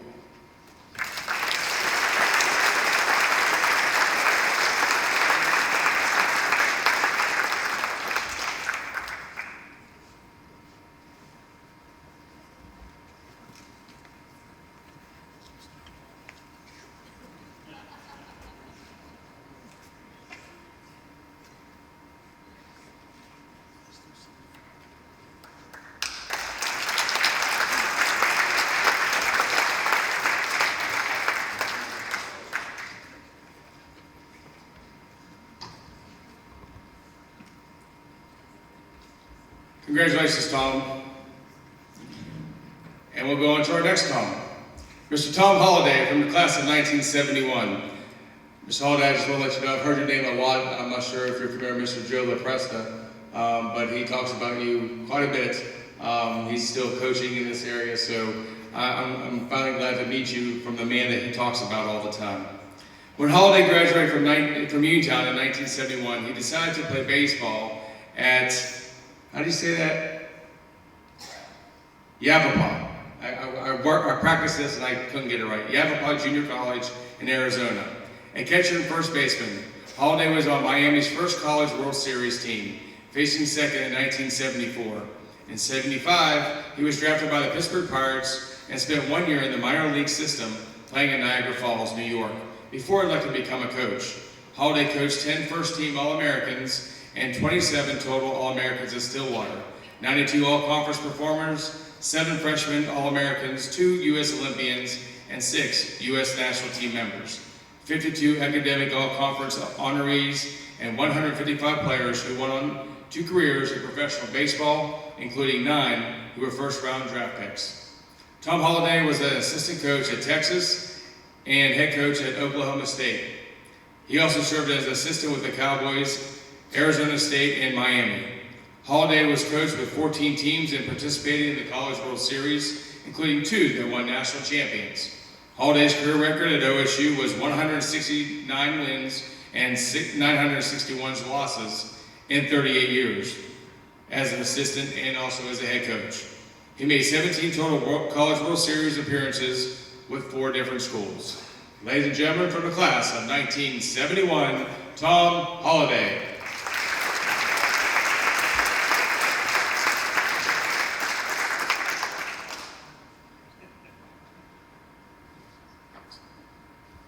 Well, that's a lot of games. And a lot of schools, and a lot of years. Certainly I want to thank the committee for considering me. Congratulations to the other people going in. And, you know, it's like somebody says you got 5 minutes to talk about 40 years. That's tough. Really tough. Especially when you're in sports, and you know, I'm still semi-active in the sports world, so you know, you get out in front of a microphone and it's like you got to second guess some guy for calling a hit and run, the guy gets thrown out by 30 feet, or why a guy throws a 3-2 breaking ball in the dirt. And I'm not going to get into too much baseball lingo because some of you I know are bigger football fans than baseball fans. And by the way, I don't miss a Steeler game. And I don't miss Antonio Brown. And I mean, I say that because 38 years that I've coached, and when I started coaching, the background that I had came from Uniontown High School. And I started with Lash Nesser, and believe me, you learn to play, and you learn discipline, and you knew when you did something wrong. And when he bit the finger, when he bit that finger, you never made another mistake. And believe me, that was a fear factor that I carried with me forever. He didn't have to bite his finger too often with me. Then, you know, I stepped across the street to play for Uniontown High School, and I got to play for Abe Everhart, who probably was the smartest basketball coach on the gym floor. And of course, Lash would wear sweats, and Abe had a suit on, and I didn't understand that. But that would, again, aid to my future as a coach, because I didn't understand a lot of things and I asked a lot of questions. Then I got to play for a baseball coach that, quite frankly, was my best friend.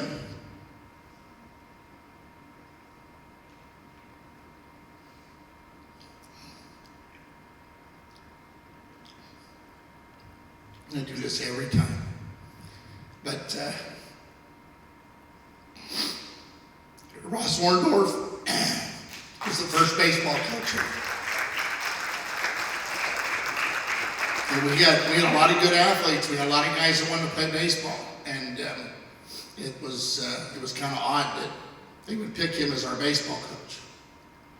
And he convinced me that I was an average football player who got to quarterback the first winless team in Uniontown history. And what a privilege. And in those days, you make sure you get out of town as soon as you get out of school. But Ross convinced me that, I was a pretty good athlete, chased baseball, and I did. And quite frankly, the friendships that I had, going through Uniontown High School, I'd be here for hours. And by the way, Mike, the best football player that I played with here is Tommy Hall. And I say that, and Chucky Muncie was my fullback, and Chucky Muncie was a tremendous NFL football player, but Tommy Hall is the best player I ever played with. So I went to college, and because of all the confusion in that time frame, I studied psychology, and it was weird because I wasn't good in math. I was just okay in English, and I really didn't like history. So I studied psychology, and everybody kept saying, boy, what a weird major. And boy, some of my classes were filled with weirdos. Of course, the University of Miami had a whole lot of weirdos in those days. And when I got into coaching, boy, did that degree come in handy. And being able to try to teach guys away from the field how to live a life. Road trips were great because I could take the trouble guys in a hotel room and sit down and talk to them about their personal problems. And it did make them better players. And, I was lucky enough to work for people that would give me that freedom. So I felt like I used my education properly, and rings and championships, they're great. That's what you work for. Bottom line was, along the way, you touch a lot of people's lives, and that's why you work. And somebody said, "Hey, are you retired?" Well, no. Just looking for the right job. And again, in coaching, I don't think you ever retire. Somebody's always asking you an opinion, and sometimes you're programmed properly, sometimes you're not. And believe me, I got programmed properly growing up in Uniontown, Pennsylvania. And, I want to thank you for honoring me. I want to thank Dr. Uphold for tapping me on the shoulder when I fell asleep during the SAT test. How about that? And he's going into the Hall of Fame, same year I am. If he hadn't awakened me, I think I would have been in Vietnam. So thanks, Doc. Anyway, thanks for having me back here. Believe me, I've never, ever wavered on where I'm from. Thank you.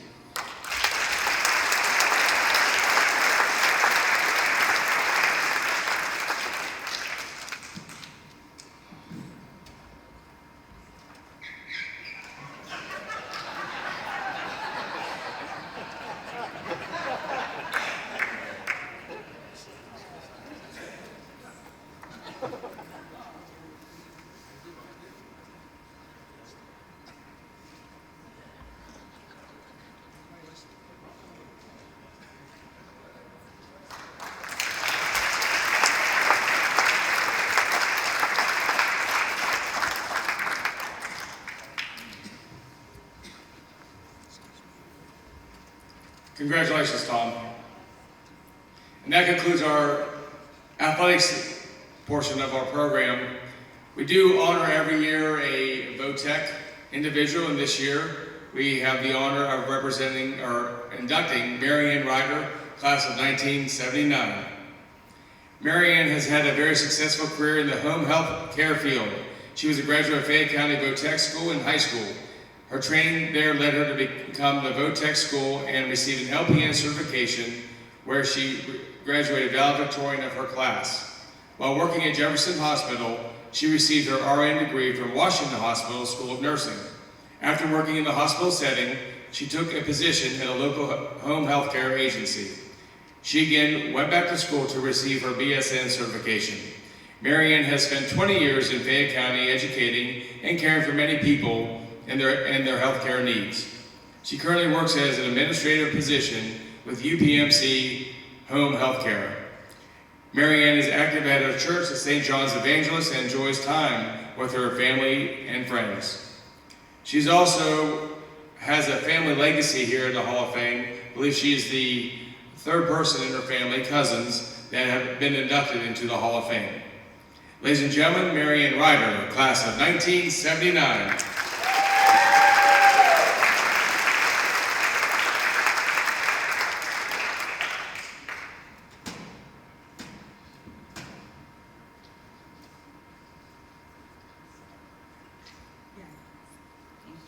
Good morning. It is an honor to be selected to the Uniontown High School Hall of Fame and a privilege to represent vocational technical education.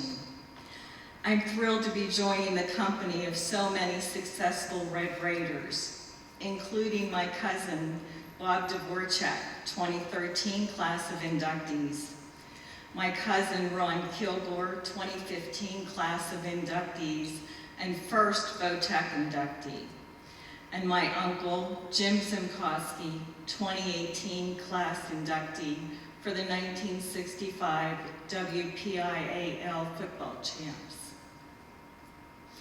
When I spoke with the high school students yesterday, I shared my story and an overview of life events from my bio that led me to choose Vo-Tech. Way back in the 70s, there was a stigma attached to going to Vo-Tech. It was the general belief that students electing to go to Vo-Tech were not college material or didn't have the potential to secure a job that paid more than minimum wage. I'm hopeful over the last 40 years that notion has been put to rest. As parents, guardians, teachers, guidance counselors, and school administrators, we bear a great responsibility to lead. To lead requires listening, engaging, asking questions, and dedication. L-E-A-D, listen, engage, ask, and dedicate yourself to your profession. When I told my guidance counselor I planned to go to Vo-Tech, he looked at me in disbelief and said, and I quote, "You're too smart for Vo-Tech." That statement still makes me cringe today. I tried explaining my circumstances and told him it was a necessity. Yet he refused to sign the paper that would approve this for my schedule. I was stunned. When I went home and told my mom, she was furious. After several unsuccessful meetings with the guidance counselor and his insistence that I attend college, my mom called the school, and he had a few discussions with her trying to convince her that it was a big mistake for me to go to Vo-Tech. She finally told the counselor that unless he planned to fund my entire college education, he should just sign the schedule paper that approved for me to go to Vo-Tech. He did so, but very reluctantly.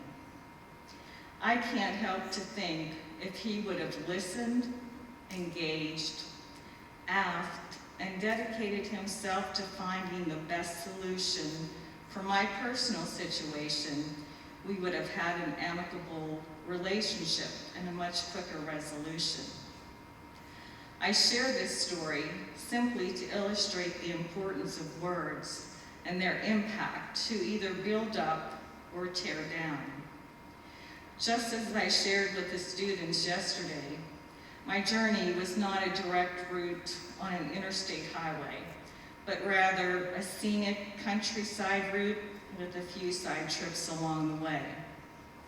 I've enjoyed the journey, and I have received countless blessings along the way. I implore you, parents, guardians, teachers, guidance counselors, and school administrators to listen, engage, ask, and be dedicated. I will leave you with this thought. Our thoughts become choices. Choices become actions. Actions become habits. Habits become character. And your character is your destiny. Thank you.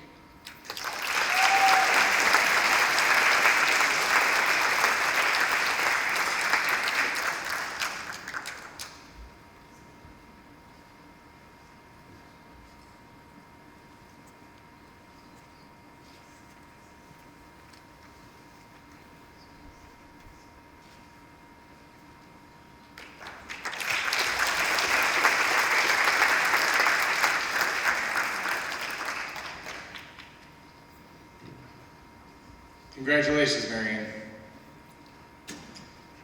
So every year again we do the coach, and this year we have the honor to nominate and induct Mr. Robert Fee, coach in the class of 1926. Coach Fee coached basketball, football, and track and field at Lafayette Junior High. He had a 38-year coaching career at Lafayette and joined the junior WPIL in 1948. And during a 26-year period, when records were kept, had a record of 384 wins and 85 losses in basketball. Fee's teams captured 14 junior WPIL Section 1 titles, were coach hymns 4 times, and posted 16 undefeated seasons. At one point, Lafayette had a 97-game winning streak. Representing his father is his son, Mr. Bob Fee.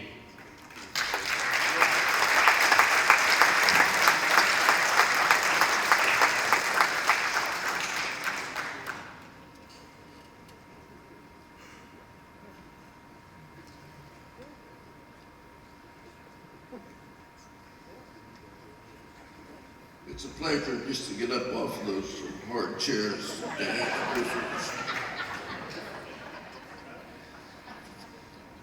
As I was leaving home this morning, my wife said, "Don't forget your notes." She said, "I know you have a good memory, but it doesn't last very long." So on behalf of the Fee family, I'd like to thank the committee for nominating my father for this award for induction into the Hall of Fame. This is the 4th Fee family member to be inducted in the Uniontown High School Hall of Fame. My cousin Harry was inducted back in 2014 for a team supporter. He was always a true Red Raider, and he supported the Raiders night and day. I think he's like Tony Merck today, bleeds maroon and white blood. His son Eric was awarded the academic award last year, 2019, for academic. He's a doctor, and he's here today to receive another award as a member of the 1981 basketball team. My brother Tom was inducted in 2015 as an athletic member. If you remember back in the 60s, Tom was part of the winning teams that won the state championship in the football championship in the same year. And now our dad is a member, or being inducted this year. So the Fee family would like to thank the committee for all these inductions. Dad played basketball at Uniontown later on went to Indiana, IUP, where he was captain of the basketball team for 2 years. Upon graduation, he was employed by the Uniontown District. 42 years he spent in the same room, number 14, up at Lafayette Junior High. And he coached there his entire career. He not only coached basketball, he coached football and track as well. There was a 4-year stint when he not only coached Lafayette, but coached the Uniontown JVs, because both of them practiced and played up at Lafayette. Senior high had a small gym, as I recall, and the varsity went up to Lafayette and practiced and played all their games up there in the late 40s and 50s. More importantly, this time, Uniontown has some great men who filled the coaching positions at the high school, Bill Parr and Abe Everhart. And Dad helped groom these players to come in to their programs so they could put the Red Raiders on the map. Along with Bill Barron and Bill Broda at BF, they prepared the fundamentals for these outstanding players. Uniontown had a great playground system at the time. As well as many of these coaches, they were teaching fundamental skills on the playgrounds during the summer months. So all the pieces of a successful athletic program in Uniontown were in place. Teaching was a passion for my dad, and his passion spilled over to coaching as well as teaching. He promoted the chest pass, the bounce pass, and all the fundamentals of defense. Uniontown was always a force to be reckoned with in Western Pennsylvania. In his spare time, he also sponsored dramatic productions at Lafayette. The basketball was his niche. And as we said, he coached for 38 years at Lafayette. So you can all see that a very big part of the success of Uniontown athletic program in the 60s started in the gyms at Lafayette and BF, and was dedication of these coaches that made Uniontown the sports capital of Pennsylvania. So on behalf of the Fee family, my mother and sister Nancy, both deceased, they were Dad's biggest supporters. My brother Tom, my brother Jim, who lives in Italy. We thank the Uniontown Hall of Fame for honoring and recognizing one of the greatest coaches in Western Pennsylvania history. Thank you.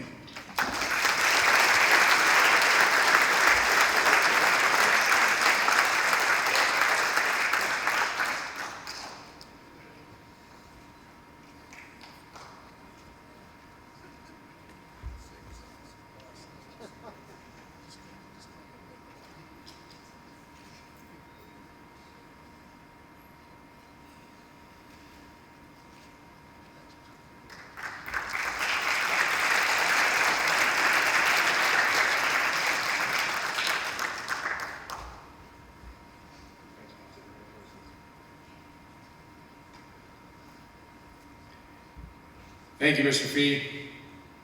And again, just a little side note, I used to coach basketball here, and I know Mr. Fee had refereed a lot of my games, and he taught me a lot on how to conduct myself as a coach. I used to get a little excited, and it was only freshman basketball, but he did kind of pull me aside a little bit and said, hey, you're going to see me a lot more. I would stop yelling at me if I were you. And so I learned that, and the late Dick Adamovich, he told me the same thing, but Dick just teed me up where Bob gave me a warning. So again, there's guidance, there's teaching everywhere. So thank you so much, Bob, for that speech. And then in 1981, WPIL PIA state basketball team is next. Again, we hear about these teams, and you see the names on the banners, you see the names on the walls, and it's so great that the team comes back and they're able to celebrate. The Red Raiders were coached by James Lasnesser and Willie Bryant. They posted a record of 32-2. Uniontown marched the WPIL Class AAA Championship by beating Norwin 76-62, Bethel Park 91-53, and Aliquippa in the final 80-67. In the PIA playoffs, the Red Raiders dispatched Erie Prep 50-41, Brashear 79-65, Erie McDowell 66-50, and Altoona 80-73. Then won the PIA Class AAA State Championship with a 73-61 win over Springfield Delco. Representing the 1981 WPIL and PIA Championship basketball team, Mr. Brian McLeod.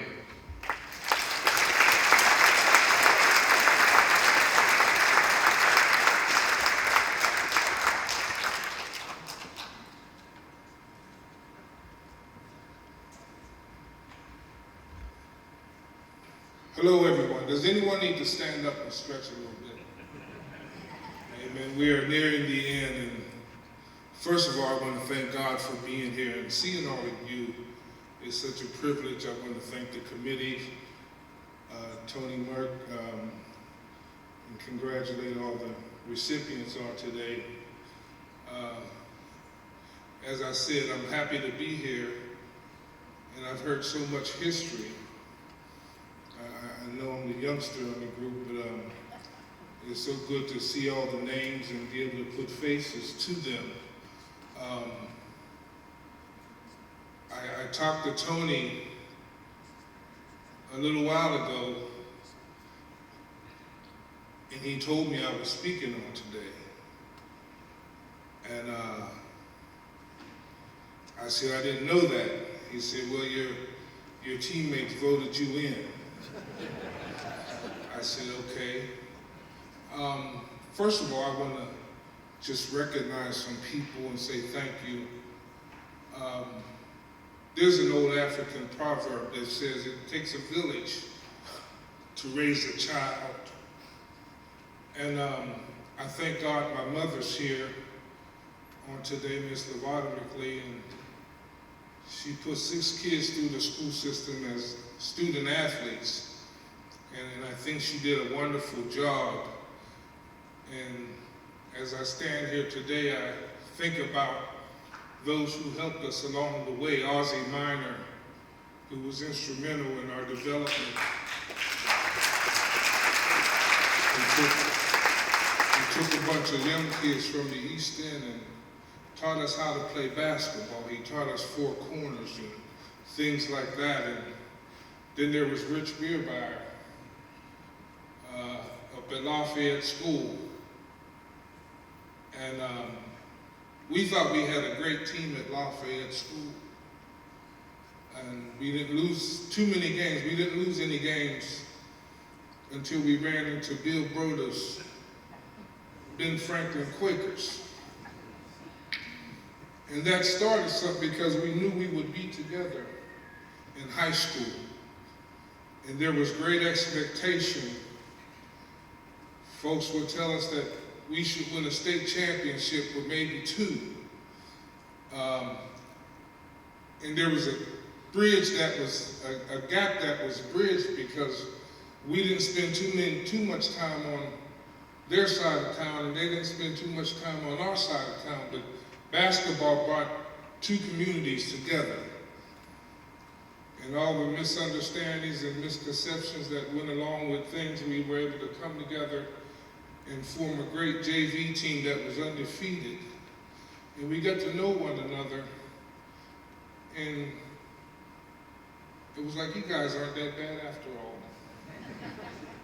All the stories, because it was like Lafayette and Ben Franklin was almost taught to dislike one another. It was a great rivalry. And with rivalry, there's a lot of sometimes hate and dislike, but we were able to come together and share a common denominator, which was basketball. They wanted to win, we wanted to win. So when we got together, we won. We was undefeated our sophomore year and when we had a great coach in Lash Nesser and Willie Bryant. And I don't know if anybody but Lash Nesser could have coached that team. with all the personalities. And he let us know that if you don't do your job, you will sit down. We had a great six-man in Kenner Holt who could replace anybody on the team. So we knew what some of our toughest battles was in practice. We had a great team, and there was arguments, there was fights, but we was all about winning. I want to also recognize Clyde Harris, who's no longer with us. And a great portion of his family is here, Craig's brother. But we were able to finish a good junior year at 28-4, I believe. And the expectation rose that we said within ourselves, if we don't win the state championship our senior year, it's not a very successful season. So we thank God that we were able to win it against Springfield Delco. And we thank God that the communities were galvanized, they came together, and even to this day I saw my mom and Miss Gable embracing one another. And it just makes me feel good that we could all come together. And over the years you realize that it wasn't about basketball. It was about a community that was separated in a sense, coming together and learning to love and understand and respect one another. And I just thank God for all of you who came out today to support these athletes and teachers and journalists and all that we have on this panel. I thank God for Tony getting the idea some time ago to do this, because I was able to sit down with my teammates last night and we shared, we laughed, and we just had a great time. And it's always good to see them. I don't see them often, but in the world we live in, you never know when you're going to see someone for the last time. So let your friends, let your family know that you love them. I want these guys to know that I love them, and I'm praying for them, and God bless you all.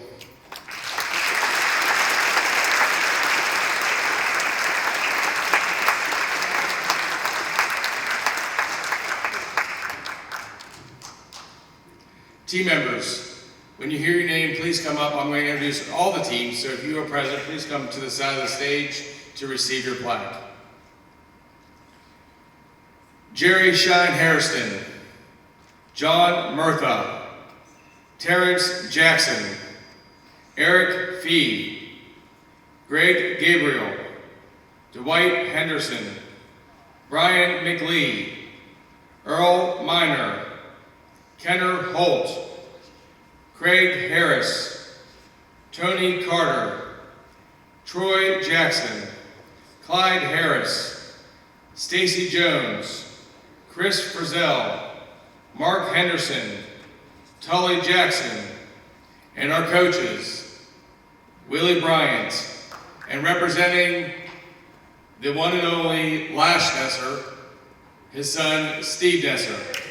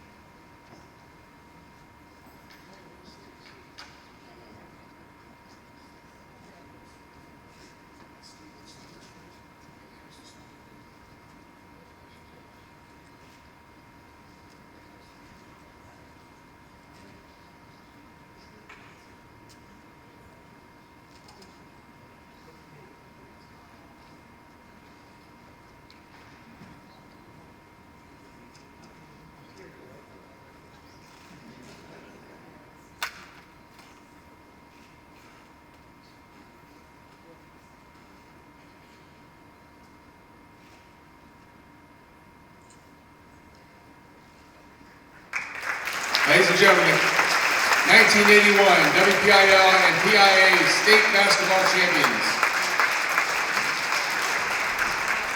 Congratulations, gentlemen. Did you want to say something, Steve? No. Okay.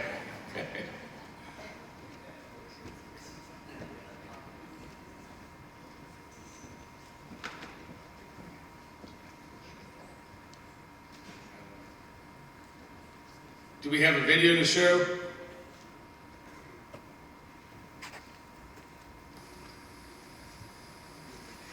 Perhaps his most talented ball club. Herzog, really loaded, trying to play tough defense. Oh, yeah, Herzog, the coach of Uniontown, Jim Lash Messer. Jim, you're going against a surprise team tonight. That's everything.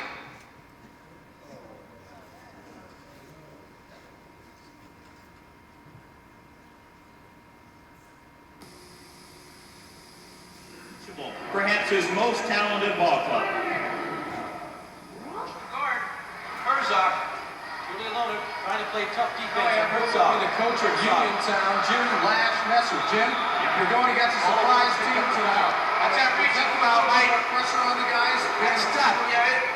Well, I've never had that kind of pressure all year, really. So they're just going to have to maintain their poise and fight the pressure. People say your team is quick, fast, aggressive, and strong. That's what you're going to need to beat this team. You're going to need a lot more than that, too. You're going to need a little luck, and we're going to need everything we have to beat them. Doesn't matter that these two teams never played in this ball game. 31-2 is the record of Lash Messer's Uniontown Red Raiders.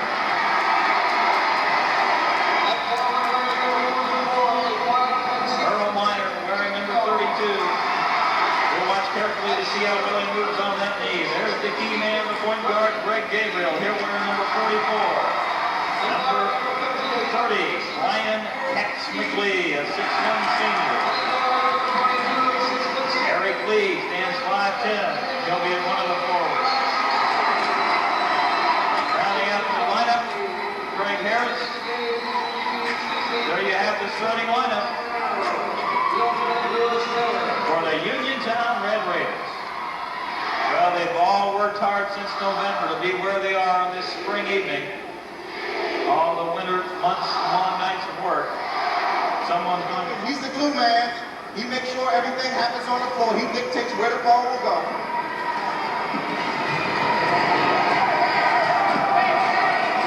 Eric B is now out on top, and Gabriel over on the wing. Out Gabriel will bring it back, fling it back outside.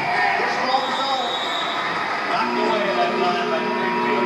Now, this is one of the few times that we've seen any extensive use of the zone, because normally the... Until Hope came to get him. That was what was so nice about that move. But he cannot convert the free throw. So he so far hasn't hit the line. Barr stepped out of bounds. A foul before that turnover on the baseline. Replaces him in the starting lineup. Mike Siano, excuse me, Randy, he's just sick of himself over on the bench for losing that inbounds pass.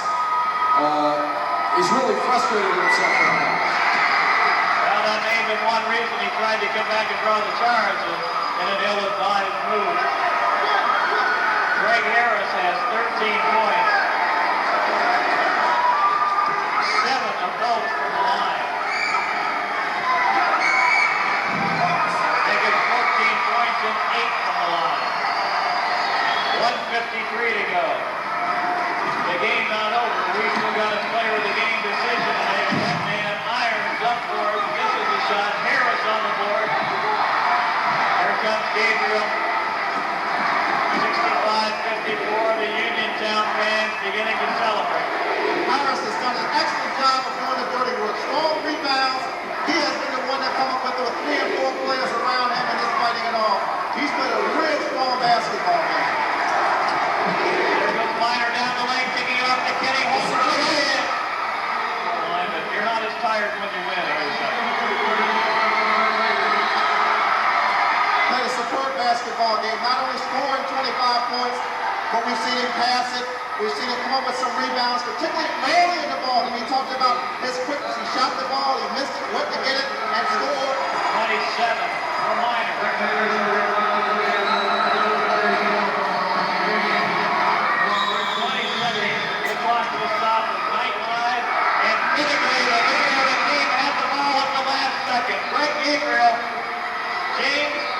Nesser now has a PIAA AAA championship to his credit after a big win.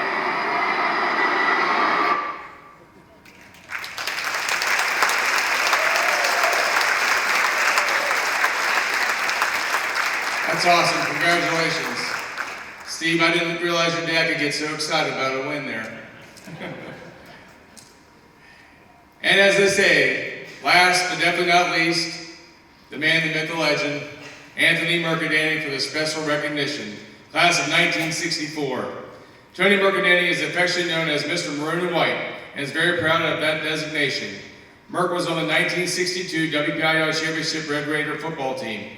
As a senior, Mercadante was part of the Red Raider team that finished with a 7-1-1 record with a loss to Washington and a tie to Charleroi. Mercadante founded the Uniontown Area High School Academics, Arts, and Athletics Hall of Fame in 2013. He is thrilled to be part of the class of 2019 and the special recognition category.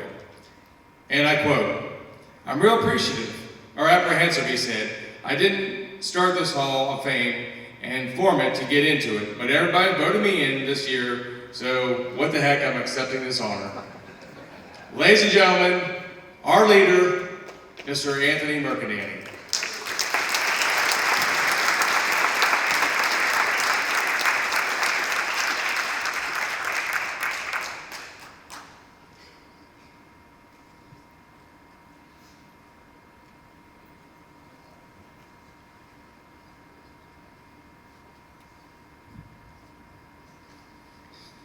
Thank you.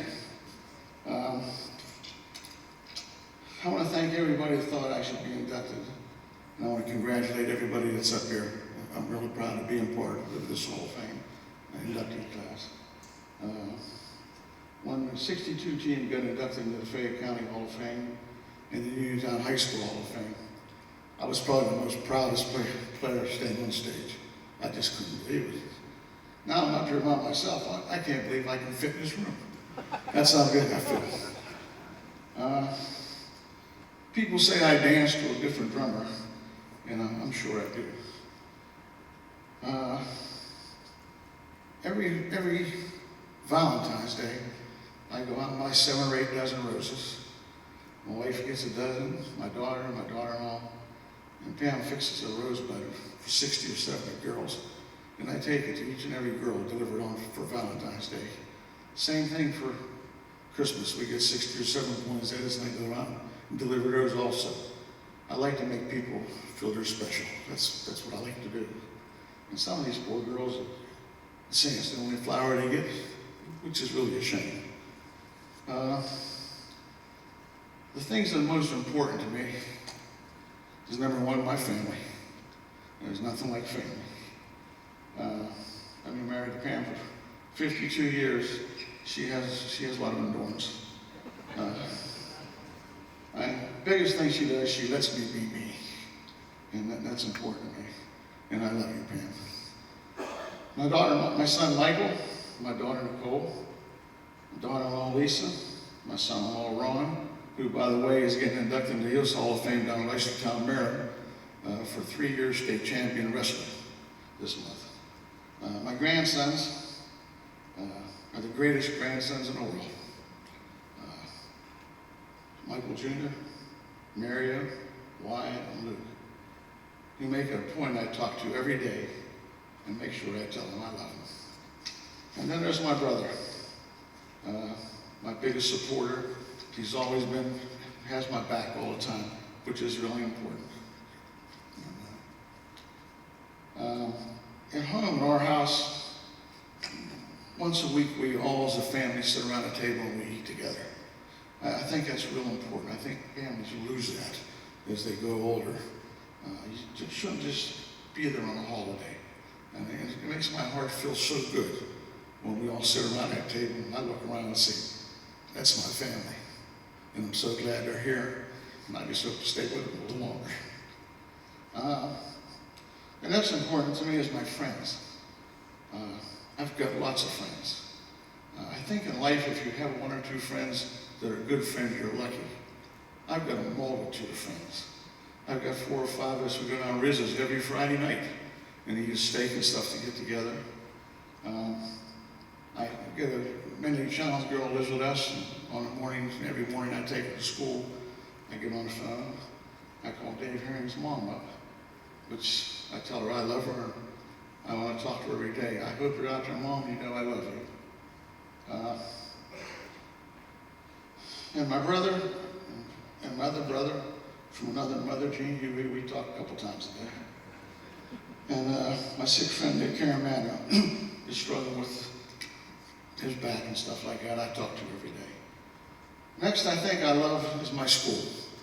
And I thought maybe I was the only one until I met Al Owens. You know, I appreciate Al. We have so many great people in the school system.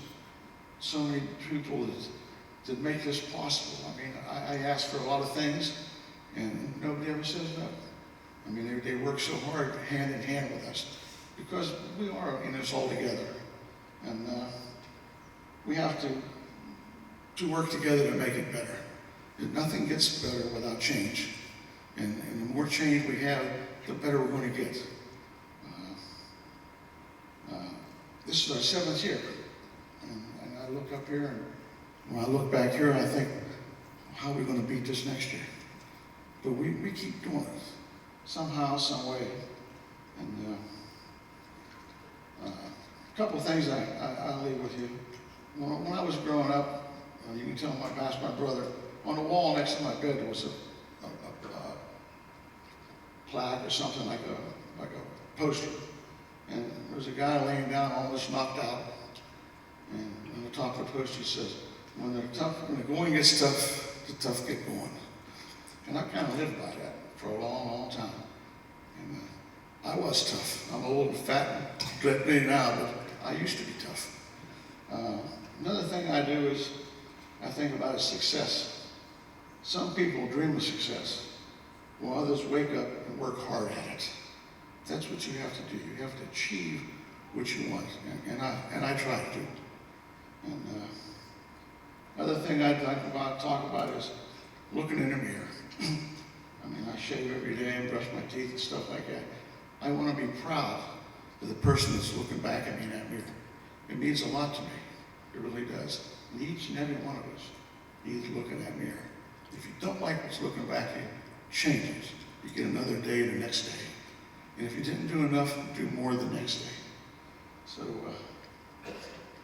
I want to thank you, and I'm just honored to be here. And I just never thought I'd be up here. So thank you for your time, and thanks for showing up.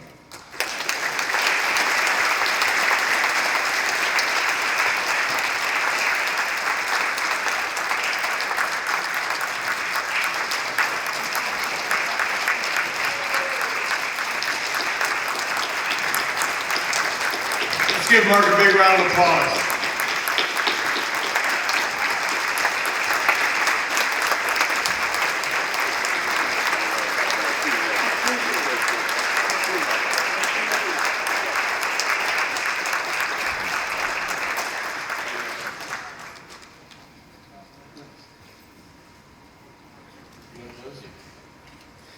Before Mark closes, I just want to mention, when you come back to Uniontown, I'm sure maybe you like some Uniontown gear or whatever.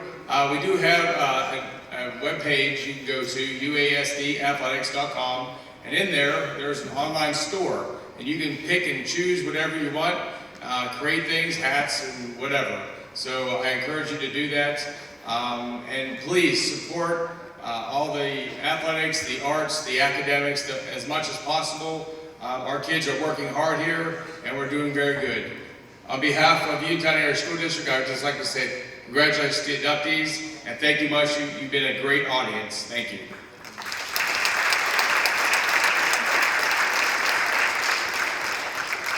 I know this is the part you've been waiting for, the end. I just want another round of applause for all our inductees up there.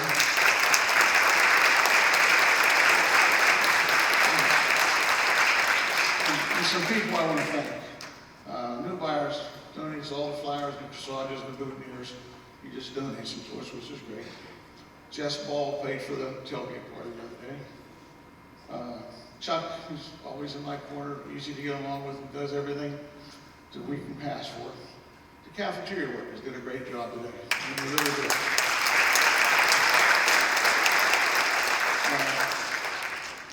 Our Rizzes, we had a nice party down there, put a nice show on for us down there. It was really good. Those of you missed it, you missed some good pizza and wings. Courtney Baker, she does a lot for me. I wouldn't be done without her.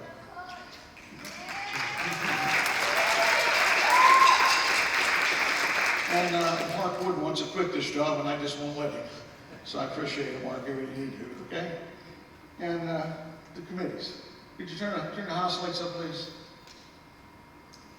All the committee members here, please stand up so you get recognized, okay? I can't do without you, okay?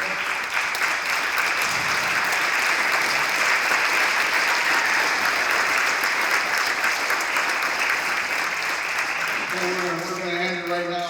Ready? The band's ready back there? Let's go.